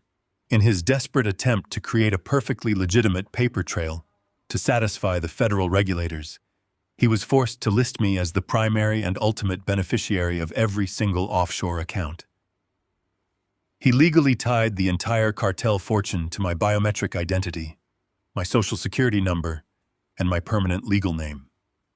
He believed I was a tired and ignorant old man who would never uncover the truth, let alone possess the technical capacity to challenge his digital empire. He assumed the legal structure he built was a flawless fortress meant to keep the authorities out. He completely failed to realize that he had inadvertently handed me the master key to the front gate. I leaned closer to the glowing screen and initiated the hostile digital takeover.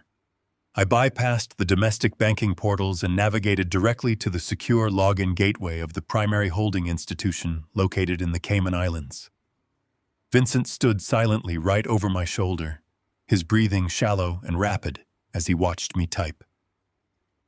I entered my own legal name. I inputted my social security number. I answered the security questions using the intimate personal details of my own life, the very same details my son had stolen to construct his elaborate lie. The banking interface processed the data for 3 agonizing seconds before granting me preliminary access to the administrative dashboard. A sprawling list of international accounts populated the screen. I clicked on the master ledger and stared at the staggering reality of my son and his treason. $5 million sat quietly in the digital vault, resting in an account perfectly shielded from American taxation, but entirely vulnerable to the man whose name was printed at the top of the screen. I moved my hand to the mouse and hovered the cursor over the command to completely liquidate the assets and transfer the entire balance into an unreachable, anonymous, blind trust Vincent had established years ago for high-risk corporate clients. I clicked the button to initiate the total transfer. The screen instantly flashed a brilliant and aggressive crimson red. A severe security warning blared from the computer speakers. The banking system froze the transaction and demanded immediate dual-factor authentication. Vincent cursed loudly and slammed his hand down hard against the surface of the mahogany desk. The offshore bank recognized the massive and unprecedented volume of the transfer request. To authorize the complete liquidation of the holding company, the system had automatically dispatched a 6-digit numeric verification code directly to the primary contact number registered on the account. That number belonged to the personal cellular device currently sitting in the pocket of my son. A digital timer appeared in the center of the monitor, glowing in a harsh white font. We had exactly 90 seconds to input the correct verification code. If the timer reached 0, the bank would permanently lock the accounts, freeze the assets, and immediately send a critical breach alert directly to Aaron, warning him of a hostile infiltration attempt. The silence in the office became entirely suffocating. The digital numbers on the screen began to tick downward with a terrifying and relentless speed.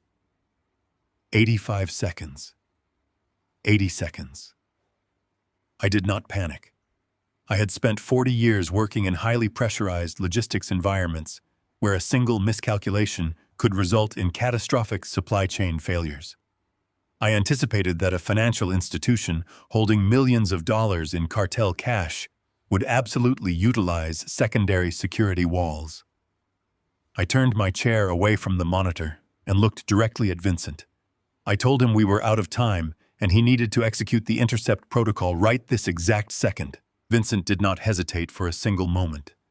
He sprinted across the office and dropped heavily into his secondary workstation.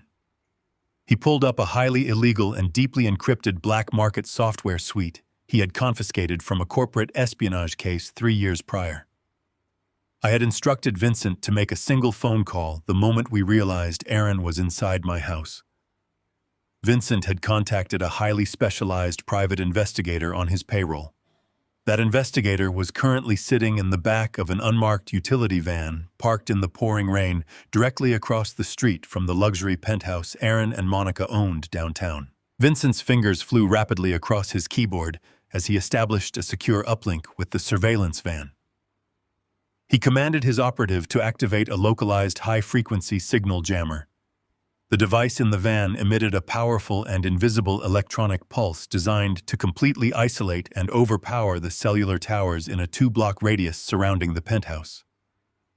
The software on Vincent's monitor initiated a highly aggressive cloning protocol, spoofing the local network architecture and actively searching for the specific digital signature of Aaron's mobile device. The timer on my screen continued its merciless descent. 60 seconds. 55 seconds. The tension in the room was a physical weight pressing down on my chest. If Aaron happened to be looking at his phone right now, he would see the incoming text message from the Cayman Bank.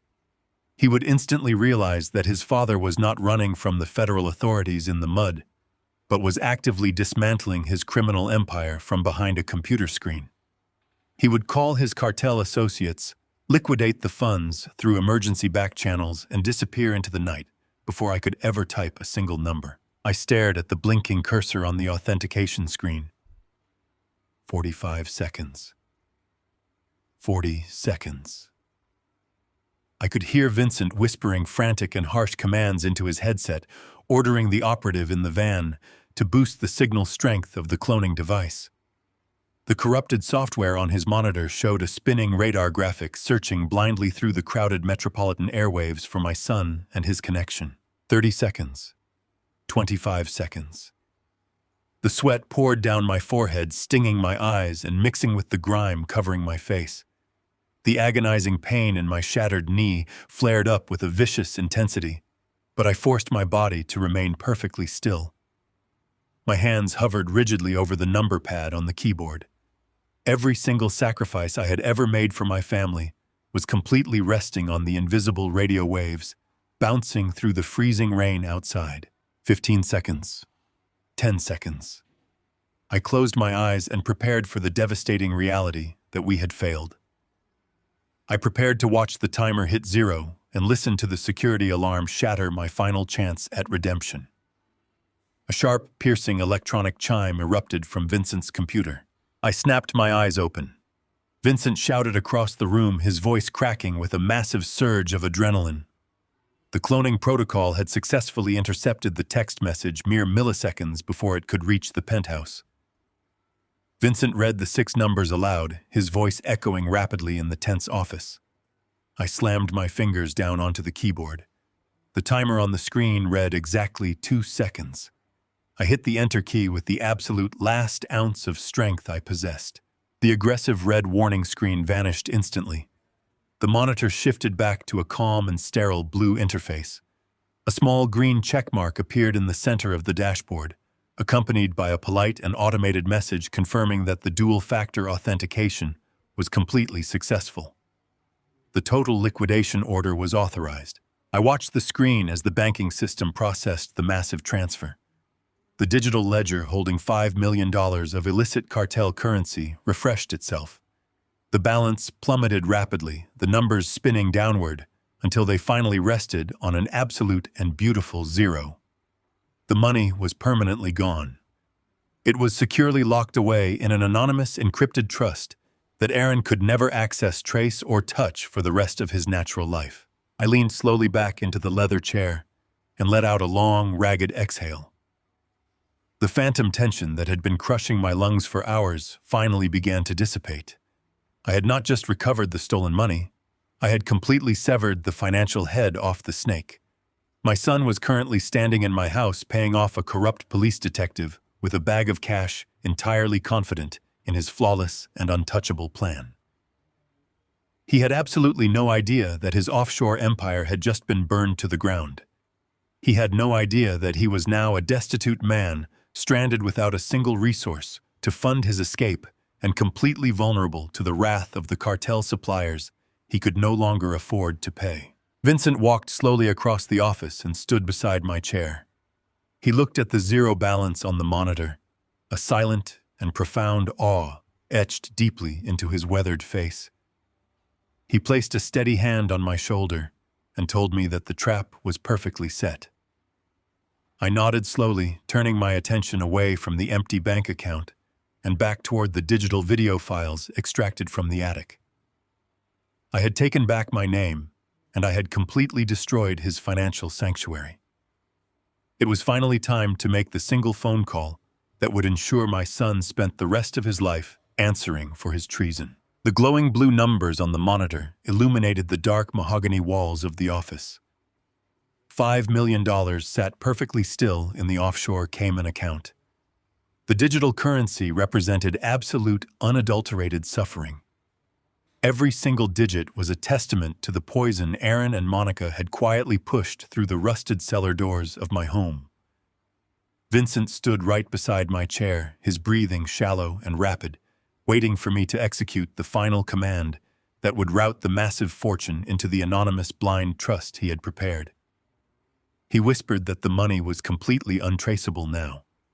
He told me I could use it to vanish to hire a private army of ruthless defense attorneys to live out the rest of my days in absolute peace while my son burned in the fire of his own making.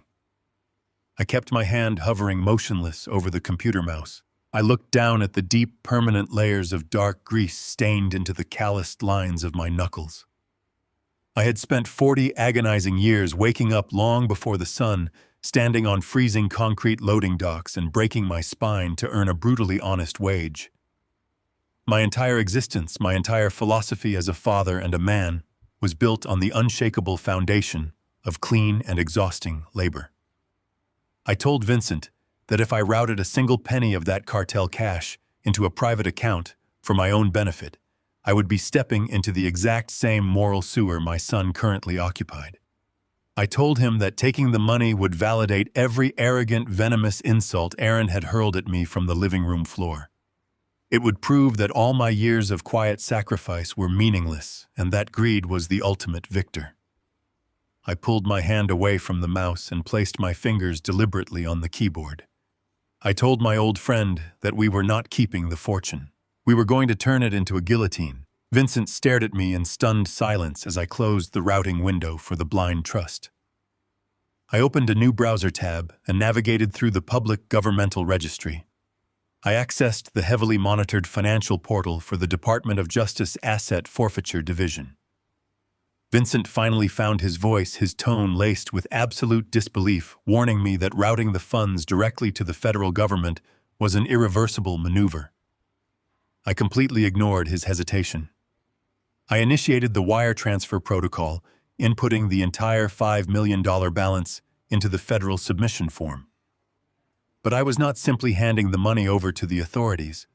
I needed to ensure the transaction acted as a homing beacon. I instructed Vincent to pull up the network data he had extracted from his surveillance operative currently parked outside Aaron's penthouse. I told him to find the static internet protocol addresses associated with Aaron's custom residential network and the specific encrypted laptop Monica used to manage her shell corporations. Vincent immediately understood the absolute ruthlessness of my strategy. His fingers flew across his secondary keyboard, isolating the digital signatures of my son and my daughter-in-law. He transferred the data strings to my terminal. I embedded those exact identifying addresses deeply into the transaction metadata of the federal wire transfer.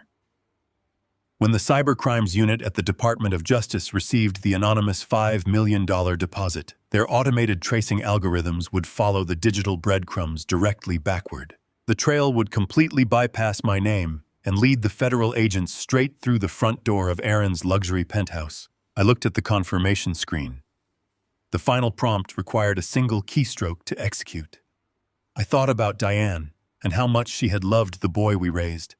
I thought about the sanctuary she had built and how Aaron had violated her memory to construct his empire. I pressed the enter key with absolute unwavering finality. The $5 million evaporated from the offshore server in an instant. The progress bar flashed across the monitor, confirming the massive deposit into the federal treasury. The money was permanently gone. The impenetrable financial shield Aaron and Monica had built was completely atomized, legally seized by the very authorities they were currently trying to manipulate. The silence in the office was deafening, broken only by the violent storm lashing against the window panes. But the quiet did not last. On Vincent's secondary monitor, the illegal cloning software was still actively intercepting the cellular traffic bouncing to and from Aaron's mobile device. The digital fallout of my actions manifested immediately in glowing white text across the black screen. An automated security alert from the Cayman banking institution hit Aaron's inbox. We watched the intercepted message populate on the monitor. It was a sterile automated notification confirming a total account liquidation. Balance 0. I sat back in the leather chair, my eyes locked on the screen, visualizing the exact moment my son pulled his phone from his pocket in my living room.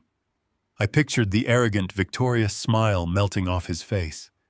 I pictured the sheer, suffocating panic crashing into his lungs as he realized his entire fortune had just vanished into thin air. 5 seconds later, the encrypted messaging application on Aaron's phone lit up. It was not a message from the bank. It was a direct communication from the cartel logistics coordinator operating out of the southern border. The scheduled payout for the massive shipment currently sitting in my driveway had failed to clear the escrow account. The supplier demanded an immediate explanation for the missing funds. We sat in the dark office and read the frantic, terrified replies my son typed into his device.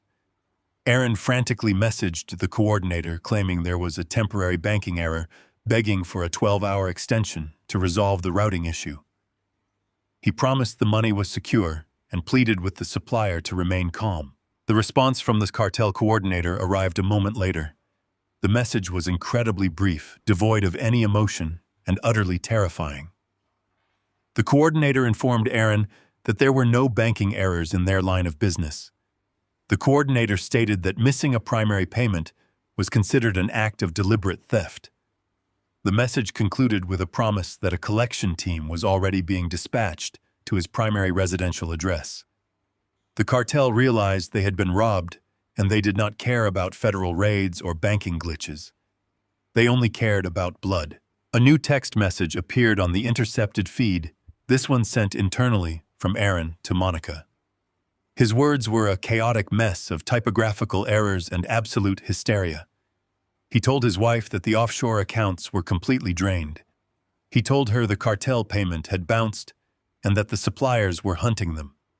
He ordered her to pack whatever cash they had in the penthouse wall safe and prepare to flee the city immediately.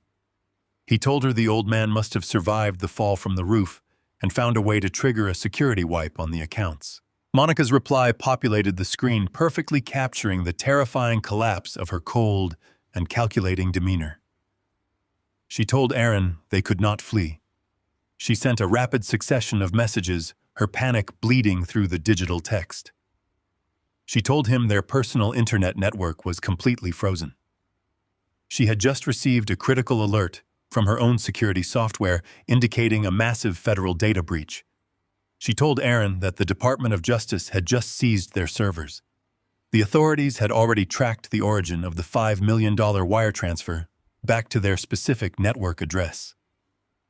She screamed through the text messages that the building security desk had just called to inform her that federal agents were swarming the lobby of their penthouse complex. I watched the final messages scroll across the monitor as the entire foundation of their lives crumbled into dust. They were completely trapped. They had absolutely no money, no leverage, and no escape route.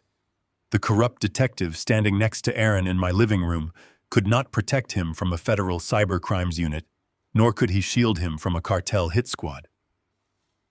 Aaron and Monica were now actively hunted by the federal agents who possessed the undeniable digital fingerprints of their treason, and they were simultaneously hunted by ruthless narcotics suppliers demanding immediate payment. They were caught squarely between two apex predators entirely stripped of the financial armor they had murdered and betrayed to acquire. Vincent reached over and quietly powered down the secondary monitor, letting the intercepted communications fade into black. He looked at me with a profound, silent respect. The physical agony radiating from my shattered knee was still there, a constant and throbbing fire in my leg, but the crippling weight of betrayal had vanished. I had not fired a single weapon or raised my voice. I simply used the undeniable truth to execute a flawless and devastating consequence. My son believed he could discard me like an obsolete tool, confident that his intellect and his ruthlessness were vastly superior to the quiet, exhausted father who raised him. He learned the ultimate lesson in the absolute darkest hour of the night. The man who spends 40 years silently enduring the weight of the world possesses an infinite capacity to tear it all down. The first gray light of dawn began to bleed across the eastern horizon, casting long, skeletal shadows over the damp concrete of the private airfield. The violent storm that had raged through the night had finally broken, leaving behind a bitter, biting cold and a thick layer of rolling fog that clung tightly to the tarmac.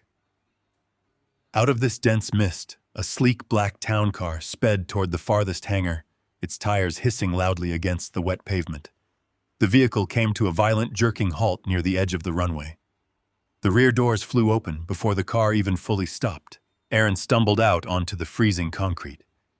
The polished, arrogant demeanor he had carried so effortlessly in my living room was completely eradicated. He was pale, sweating profusely despite the freezing morning air, and his eyes darted frantically in every direction like a cornered animal. Monica scrambled out of the opposite door, her designer coat wrinkled and stained from their desperate, chaotic flight from the penthouse. They were no longer the untouchable masterminds of a multi-million-dollar cartel distribution network. They were entirely stripped of their digital armor, reduced to terrified fugitives running on pure, unfiltered panic. Aaron reached into the trunk and hauled out two massive reinforced canvas suitcases. The bags were incredibly heavy, stuffed to the absolute breaking point, with whatever loose currency watches and untraceable valuables they had managed to strip from their hidden wall safes before the federal authorities raided their building. He dropped one of the heavy bags onto the tarmac, his breath pluming in the frigid air as he struggled to grip the thick leather handles. Monica grabbed the other suitcase, her manicured fingers slipping on the wet canvas. She hissed at him to move faster, her voice shaking with an absolute uncontrolled terror. 50 yards away, a gleaming white Gulfstream jet sat waiting on the runway. The auxiliary power unit was already humming loudly, a high-pitched mechanical whine that cut through the quiet morning. This was their final lifeline. This was the emergency charter flight Aaron had booked at a staggering premium just hours ago, promising the pilot triple his usual rate in untraceable cash to fly them entirely off the grid. They dragged the heavy suitcases across the rough asphalt. The small plastic wheels on the luggage squeaked and scraped violently, protesting the immense weight of their scavenged fortune. Every single step they took toward the waiting aircraft was fueled by the desperate, clinging delusion that they could still outrun the consequences of their treason. Aaron kept looking over his shoulder, staring into the thick fog, expecting cartel hitmen or federal agents to materialize out of the gray mist. But the airfield remained completely still. They reached the base of the metal stairs leading up to the cabin door of the jet. The pilot, a man in a crisp white shirt, stood at the top of the stairs, looking down at them, with a mixture of impatience and suspicion. Aaron shoved the first heavy suitcase up the metal steps, his chest heaving with exertion. He grabbed Monica by the arm, pulling her roughly toward the aircraft. He told the pilot to seal the doors the absolute second they were inside, and to initiate the takeoff sequence immediately. He swore there was a massive cash bonus waiting in the cabin if the wheels left the tarmac in under 5 minutes. The pilot nodded curtly and stepped back into the cabin. The heavy metallic whine of the jet engines began to spool up, building into a deafening, powerful roar that vibrated right through the soles of their shoes. Aaron climbed the first 3 steps, a manic, breathless laugh, escaping his throat. He looked at Monica, his face twisting into a desperate grin. He told her they had actually made it. He truly believed his intellect had saved him one final time. He believed he was stepping onto a plane that would carry him far away from the shattered ruins of my life and the wrath of his cartel suppliers. But the universe has a very specific way of correcting an absolute imbalance. As Aaron placed his hand on the metal railing of the aircraft door, the deafening roar of the jet engines suddenly faltered. The powerful mechanical whine pitched downward, stuttering violently before dying out completely. The massive turbines spooled down into a heavy, sickening silence. The sudden quiet pod on the tarmac was absolute and terrifying. Aaron froze on the stairs, his knuckles turning white as he gripped the metal rail. He shouted at the pilot, his voice cracking with pure panic, demanding to know why the engines had stopped. The pilot stepped back into the doorway, his hands raised in a gesture of complete surrender. He looked past Aaron, staring wide-eyed into the thick morning fog rolling across the runway. Aaron and Monica turned their heads slowly, following the terrified gaze of the pilot. Out of the dense gray mist, a massive fleet of matte black federal SUVs emerged like phantoms. There were no sirens, only the heavy synchronized roar of 8 high-performance engines and the aggressive screech of tires gripping the wet concrete. The vehicles accelerated across the tarmac in a flawless tactical formation, boxing the private jet in from every conceivable angle. Brilliant red and blue strobe lights erupted from the grilles and windshields of the SUVs, piercing the morning fog and washing the white fuselage of the jet in a blinding, chaotic glare. The vehicles slammed into park, completely blocking the taxiway and trapping the aircraft. The doors of the SUVs flew open in perfect unison. A dozen heavily armed federal agents poured out onto the wet asphalt, their tactical boots hitting the ground with a heavy, unified thud. They raised their weapons, the black barrels completely leveled at the metal staircase where my son and my daughter-in-law stood, completely paralyzed. A voice boomed over a heavy bullhorn, commanding Aaron and Monica to keep their hands clearly visible and step slowly down to the tarmac. Aaron stood absolutely frozen on the third step. The heavy canvas suitcase slipped from his trembling fingers, tumbling down the metal stairs and hitting the concrete with a dull, heavy thud. The zipper burst open, spilling hundreds of loose $100 bills into the wet, freezing puddles on the runway. Monica collapsed onto the stairs, burying her face in her hands, her pristine exterior entirely shattered by the realization that their escape route was permanently severed. I watched the entire scene unfold from the passenger seat of the lead federal vehicle. I sat perfectly still as the lead agent of the federal task force opened his door and stepped out onto the wet concrete. I took a slow, deep breath, letting the cold morning air fill my lungs, and then I opened my own door. I stepped out of the black SUV and planted my feet firmly on the tarmac. I was no longer the exhausted, broken logistics dispatcher wearing grease-stained denim and a soaked canvas jacket. I was not the man bleeding in a muddy alleyway just hours ago. Vincent had made sure of that. I was wearing a meticulously tailored charcoal gray suit that draped perfectly over my broad shoulders. The crisp white collar of my shirt and the deep crimson silk of my tie stood in absolute stark contrast to the grim gray morning. My posture was completely rigid and unyielding. The agonizing pain in my shattered knee was completely masked by the sheer, undeniable power of the moment. I walked slowly around the front of the federal vehicle, stepping into the glaring red and blue lights of the barricade. The lead FBI agent fell into step right beside me, acknowledging my presence with a deep, silent respect. We walked together across the wet concrete, stopping exactly 10 feet away from the base of the aircraft stairs. Aaron slowly lifted his head. His eyes darted past the armed federal agents and locked directly onto me. The color drained completely from his face, leaving his skin a sickly, translucent white. His jaw trembled completely, unable to process the impossible sight before him. He was looking at a man he thought he had successfully murdered hours ago. He was looking at a man he believed was weak, foolish, and entirely disposable.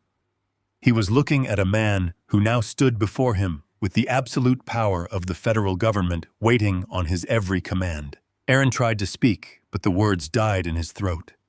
He stared at my immaculate suit, his eyes dropping to the wet, scattered currency bleeding into the puddles around his designer shoes. He finally realized the absolute totality of his defeat. He realized that while he was busy mocking my 40 years of quiet sacrifice, I was busy utilizing the unshakable foundation of my integrity to build the guillotine that just severed his entire future. The lead federal agent stepped forward, holding a thick manila folder completely packed with digital transcripts and extracted hard drive logs. The agent looked directly at Aaron and stated that the federal task force had successfully seized the entire network of offshore holding companies. He explicitly noted that the digital paper trail had been thoroughly decoded using the specific reference documents titled Kich Bon Ong Da Den Mao 1_13.docx and the secondary communications log identified as Kich Bon Ong Da Den 2_13.docx. The agent explained that those specific files provided the undeniable cryptographic proof that Aaron and Monica had actively framed an innocent man while orchestrating a multi-million-dollar cartel distribution ring. Aaron did not look at the federal agent. He did not look at the guns pointed at his chest. He kept his terrified, hollow eyes completely fixed on me. He opened his mouth, his voice breaking into a pathetic, desperate whisper, pleading with me to explain how this was possible. I did not raise my voice. I did not scream or demand a single apology. I looked at the boy I had raised, the boy who had chosen greed and murder over the love and sanctuary his mother had built for him. I stood tall in the freezing morning wind, my tailored suit completely unbothered by the damp air, and I gave him the absolute hardest truth he would ever hear. I told him that he had spent his entire life believing that building a fortune quickly made him a superior man. I told him he mistook my silence for ignorance and my sacrifice for weakness. I explained that a man who builds his life on a foundation of lies and stolen blood will always eventually drown in his own poison. I told him that I did not need to raise my hand to destroy him, because the truth he tried to bury in my attic was more than enough to bury him forever. The federal agents moved forward in perfect unison, ascending the metal stairs and forcefully securing my son and my daughter-in-law in heavy steel handcuffs. I watched them being dragged down the steps, their heads bowed in absolute irreversible disgrace. I turned my back on the aircraft, walking slowly and deliberately toward the waiting black vehicle. The storm had finally passed, and for the first time in 5 years, the air filling my lungs felt completely clean. The heavy iron doors of the federal transport vans swung open with a hollow and resounding clang that echoed across the freezing tarmac. The blinding red and blue strobe lights cut through the dense morning fog, washing the entire airfield in a chaotic, pulsing glow. Armed federal agents moved with absolute and silent precision, forming an impenetrable wall of black tactical gear around the base of the aircraft stairs. I stood perfectly still on the wet concrete, the sharp lines of my tailored charcoal suit standing in stark defiance to the miserable weather and the absolute wreckage of my son's life. Aaron was completely broken. The heavy steel handcuffs binding his wrists behind his back seemed to physically weigh him down, pulling his shoulders toward the damp earth. The crisp, arrogant posture he had maintained his entire adult life had entirely evaporated, leaving behind nothing but a terrified, trembling shell of a man. His designer shoes completely ruined by the freezing puddles, and the scattered, useless currency slipped against the asphalt. His knees buckled. He did not merely fall to the ground. He collapsed, crashing down onto the unforgiving concrete right at my feet. He looked up at me, his face completely pale and slick with a mixture of cold sweat and rain. His chest heaved violently as he gasped for air. He was no longer the ruthless cartel mastermind who had confidently ordered his own father's assassination just hours ago. In the harsh glare of the police lights, he had reverted into a frightened, desperate child, looking for his father to shield him from the consequences of his own disastrous actions. He begged me. His voice cracked, rising into a pathetic, high-pitched wail that carried over the low hum of the idling federal vehicles. He screamed at me to tell the agents that it was all a massive mistake.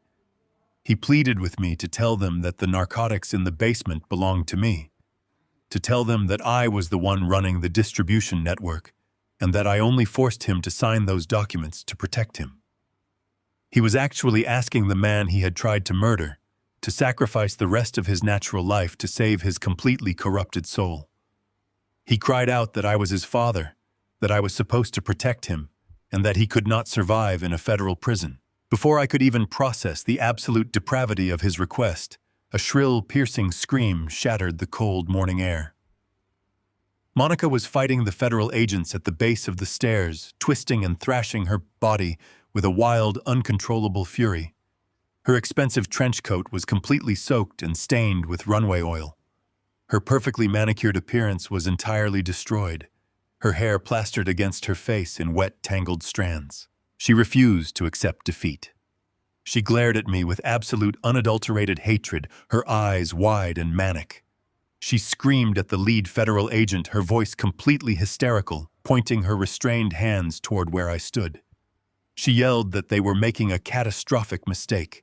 She screamed that I was nothing but a senile, delusional old man, suffering from advanced cognitive decline. She claimed that I was a pathological liar who had spent the last 5 years slowly losing my mind in isolation, and that I had somehow manipulated this entire scenario out of pure, jealous spite because they were trying to put me in a care facility.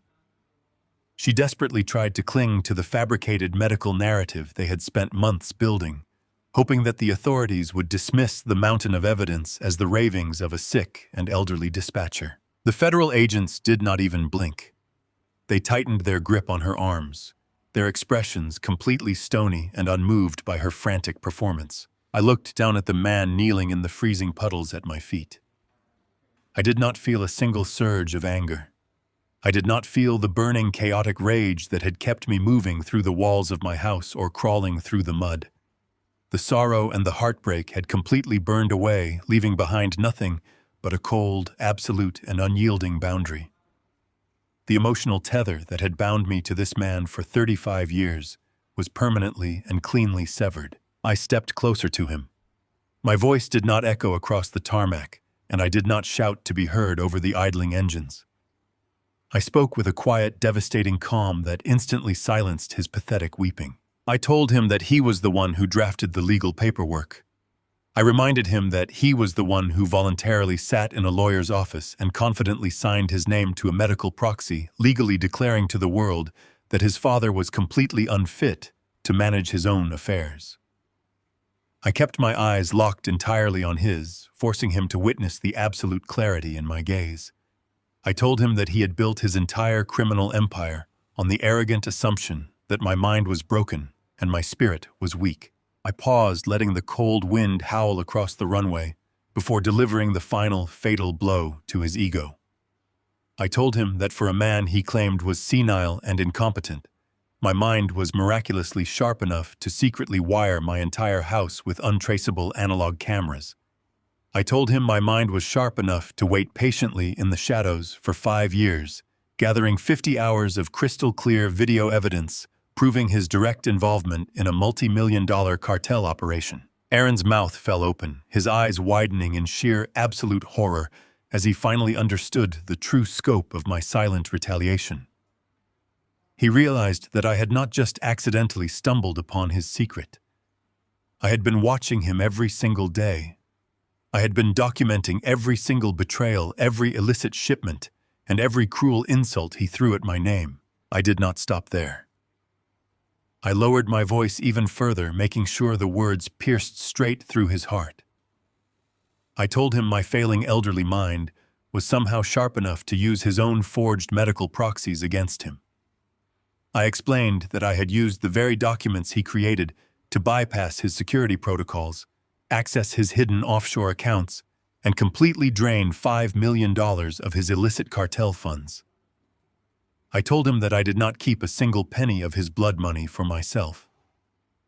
I told him that I had wired his entire stolen fortune directly into the primary accounts of the federal government, leaving him entirely destitute and hunted by the very suppliers he could no longer afford to pay. The realization hit him with a physical force. His entire body sagged, the remaining strength completely draining from his muscles. The illusion of his superior intellect was entirely shattered, crushed beneath the weight of his own arrogance. He was not a criminal mastermind. He was just a foolish, greedy boy who had vastly underestimated the quiet endurance of the man who raised him. I slowly turned my attention away from my son and looked directly at Monica. She had stopped screaming. The hysterical energy had completely drained from her face, replaced by a hollow, terrifying realization that her life of luxury was permanently over. She stared at me, shivering violently in the freezing rain, her eyes darting nervously toward the federal agents surrounding her. I walked slowly toward her, the gravel crunching softly beneath my tailored shoes. I remembered the endless, condescending remarks she had made about the house Diane and I had built. I remembered the way she looked at the original hardwood floors with absolute disgust, complaining that the property was outdated and practically worthless. I remembered how eagerly she had planned to liquidate the only home my wife had ever truly loved, intending to use the profits to finance her designer wardrobe and her lavish vacations. I stopped just a few feet away from her, my expression completely blank. I told her that she had spent years calculating the exact monetary value of my death. I told her she had appraised the walls, the foundation, and the land entirely blinded by her own ravenous greed. I wanted her to know that her grand, arrogant vision of bulldozing our history to fund her superficial life had completely failed. I looked her directly in the eyes and delivered the final resolution to the silent war we had been fighting for years. I told her that the federal government was seizing all of her bank accounts, her cars, and her luxury penthouse. I told her she was going to spend the next 40 years in a concrete cell, stripped of everything she had ever stolen. But I wanted her to know exactly what she could never touch. I told her that the house on Elm Street, the sanctuary she had so deeply despised and tried so hard to steal, was completely secure. I told her that the house stays in my name. I paused, letting the absolute finality of the statement sink into her mind. I corrected myself, ensuring she understood the true weight of her failure. I told her the house stays in Diane's name. Monica closed her eyes, a single silent tear mixing with the rain on her cheek. There was no more fight left in her. The corrupt foundation of her life had been entirely eradicated. I took a deliberate step backward, signaling to the lead federal agent that I was completely finished. The agent nodded respectfully and gestured to his team. The armed men moved forward, gripping Aaron and Monica firmly by their shoulders and dragging them toward the waiting transport vans. Aaron did not look back at me. He kept his head bowed, his eyes fixed firmly on the wet concrete, finally broken by the immense weight of the truth. I stood alone on the tarmac as the heavy iron doors of the federal vehicles slammed shut, securing them in the darkness. The engines roared to life and the fleet of black SUVs turned smoothly, driving away into the thick, dissipating fog. The flashing red and blue lights slowly faded into the distance, leaving the airfield completely quiet. The violent storm had finally broken, and a pale golden light began to pierce through the heavy gray clouds, washing the runway in the quiet warmth of a new morning. I adjusted the collar of my charcoal suit, took a deep, clean breath of the crisp air, and turned to walk away. My work in the shadows was entirely complete. I had reestablished the natural order, protected the sanctuary my wife had built, and reclaimed my peace. The cold morning air whipped across the concrete runway as the federal agents moved in on my son and his wife. Monica fought them with a wild and unhinged ferocity. Her expensive designer heels slipped on the freezing puddles as she thrashed against the grip of the two officers holding her arms. She threw her head back and screamed into the gray sky. Her voice was shrill and cracking with absolute terror. She yelled that they were making a catastrophic error. She demanded they check the medical proxies again. She screamed that I was a senile and delusional old man who had fabricated this entire nightmare because my mind was rotting away. The agents did not pause or offer a single word of comfort. They forced her arms behind her back. The sharp click of the heavy steel handcuffs locking around her wrists echoed clearly over the whining engines of the private jet. Aaron did not fight. The arrogant posture he had carried into my living room the night before had completely vanished. He was entirely hollowed out. His knees gave way as the agents pulled his arms behind his back. He sank toward the wet tarmac, his expensive trousers soaking up the freezing rainwater mixed with jet fuel. He looked over his shoulder one last time. His eyes searched the runway until they found me standing next to the lead federal vehicle. He was looking for a shred of the paternal weakness he had exploited for years. He was waiting for me to step forward and shield him from the devastation he had engineered. I kept my hands resting at my sides. I stared back at him with an absolute and unbreakable calm. I let him see that the father he had manipulated was dead, replaced entirely by the man who had meticulously dismantled his empire. The agents hauled Aaron to his feet and dragged him toward the waiting fleet of black transport vehicles. Monica was already shoved into the back of the first van. She was thrashing against the reinforced mesh barrier dividing the cabin, sobbing uncontrollably, as the reality of a 40-year federal prison sentence finally crushed her illusions of grandeur. The agents pushed Aaron into the seat beside her. He fell inside like a broken doll. The heavy iron doors swung forward. They slammed shut with a deafening metallic crash that instantly severed Monica's screaming from the quiet morning air. The engines of the transport vans roared in perfect unison. The convoy accelerated down the runway, their tires hissing loudly against the wet pavement. They vanished into the thick morning fog, taking the absolute worst mistake of my life with them. I stood on the tarmac, listening to the silence slowly return to the airfield. Vincent stepped up beside me. He let out a long, ragged breath, watching the red and blue police lights disappear into the gray mist. The lead federal agent walked across the concrete to join us. He carried a heavy digital tablet and a thick manila folder completely packed with the analog evidence we had extracted from the attic. He stopped directly in front of me. He looked at the mud dried into my jeans and the blood staining my knuckles. He did not ask how I had survived the night. He reached out and extended his right hand. I gripped the agent's hand firmly. The agent spoke with a quiet, absolute certainty. He told me that the Cybercrimes Division at the Department of Justice had successfully traced the $5 million wire transfer. The metadata embedded in the transaction provided a flawless digital map leading straight to the offshore holding accounts Monica had managed from her penthouse. He explained that the cartel ledger we provided perfectly matched the exact routing numbers used to launder the illicit funds. The federal task force had already seized the entire distribution network. The corrupt local detectives who had conspired to frame me were already being pulled from their desks in handcuffs. The agent looked me directly in the eyes. He stated clearly that I was completely and unconditionally exonerated of all suspected criminal activity. He told me the forged medical proxies Aaron had filed with the state were officially flagged as fraudulent documents.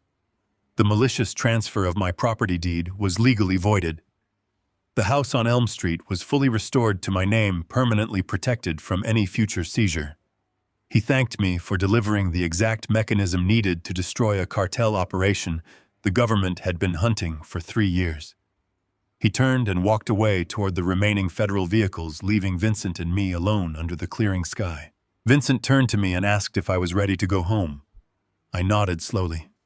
I walked to the passenger side of his car and pulled myself inside, ignoring the sharp, persistent ache radiating from my shattered knee. Vincent put the car in gear and drove us away from the airfield. We drove through the city as the sun began to rise. The heavy storm clouds were finally breaking apart, allowing bright rays of pale morning light to wash over the wet streets. The city was waking up. Delivery trucks moved through the intersections, and shop owners swept the rain from their sidewalks. The world was moving forward exactly as it always had, entirely unaware of the invisible war that had just been fought and won in the darkest hours of the night. I leaned my head against the cold glass of the passenger window and watched the neighborhoods roll past. The suffocating weight that had pressed down on my chest for 5 agonizing years was completely gone. I was no longer a ghost haunting my own life. I was a free man. Vincent turned the steering wheel, guiding the car onto Elm Street. The neighborhood was quiet and peaceful. The massive cartel transport truck that had threatened to destroy my life was completely gone, seized by the federal raid teams long before dawn. The street looked perfectly normal. Vincent brought the car to a gentle stop directly in front of my driveway. He put the vehicle in park and looked at me. He did not offer any grand speeches or dramatic farewells. He simply told me to get some rest. I looked at the seasoned lawyer, who had risked his own life and career to help me execute an impossible strategy. I told him I would never forget what he had done. I opened the door and stepped out onto the damp pavement. Vincent drove away, his tires splashing softly through the puddles lining the curb. I did not immediately walk up my own driveway. I turned and walked across the wet grass separating my property from the house next door. Stan was sitting on his front porch. He was wrapped in a thick wool sweater, holding a steaming mug of black coffee in his weathered hands. Stan had lived next door to me for 30 years. He was the man who had quietly watched the strange vehicles arriving at my house in the middle of the night. He was the man who had silently provided an alibi when the local police came knocking with suspicious questions months ago. He had known something was terribly wrong, but he had respected my silence and offered his quiet loyalty without ever demanding an explanation. I walked up the wooden steps of his porch. The old floorboards creaked softly under my weight. I reached inside the deep pocket of my canvas jacket. I pulled out a heavy crystal bottle of rare aged scotch. I had purchased this specific bottle a decade ago, intending to open it on the day I retired. I walked over to the small wicker table resting next to his rocking chair and set the bottle down gently. The amber liquid glowed warmly in the morning light. Stan looked at the bottle, and then he looked up at my exhausted, battered face. He saw the dried blood and the mud, but he also saw the absolute clarity in my eyes. He did not ask what had happened during the storm. He did not ask where my son was. He simply nodded his head in a profound, unspoken understanding. I looked at my oldest friend. I spoke 2 words with absolute sincerity. "Thank you." Stan raised his coffee mug slightly in the air, a silent salute to a man who had walked through the fire and returned entirely whole. I turned around and walked back down the wooden steps. I crossed the property line and stepped onto my own driveway. I walked slowly toward the front porch. I climbed the brick steps and pulled my keychain from my pocket. I found the heavy brass key and slid it into the deadbolt. The lock turned with a sharp, satisfying click. I pushed the heavy oak door open and stepped inside the foyer. The house smelled like old wood and the fresh rain that had blown in through the cracks in the window frames. I closed the door firmly behind me. I turned the deadbolt, locking the outside world away. I stood in the center of the hallway and listened. For 5 years, the silence in this house had been a suffocating prison. It had been a constant, agonizing reminder of my isolation, my grief, and the venomous betrayal poisoning the air in my own cellar. But as I stood there in the quiet morning light, the silence felt completely different. The ghosts had been thoroughly excised. The intruders had been banished. The natural order of my life had been perfectly and permanently restored. I closed my eyes and let the stillness wrap around my shoulders like a heavy, warm blanket. The silence was no longer a prison. It is a profound and unshakable peace. This agonizing journey teaches us a profound and undeniable truth about the nature of family and betrayal. True love is fundamentally built upon absolute respect and unwavering honesty, not upon the unilateral extraction of resources or the deceitful exploitation of a parent's quiet endurance. When the sacred bonds of trust are intentionally shattered for the sake of boundless greed, the ultimate consequence is a devastating isolation. We must always remember that the deepest strength often resides in those who suffer silently, and the most formidable justice is simply the truth finally brought into the light. Never mistake a parent's quiet patience for permanent weakness. If you found this story of resilience and justice compelling, please subscribe to our channel and share your own thoughts in the comments below.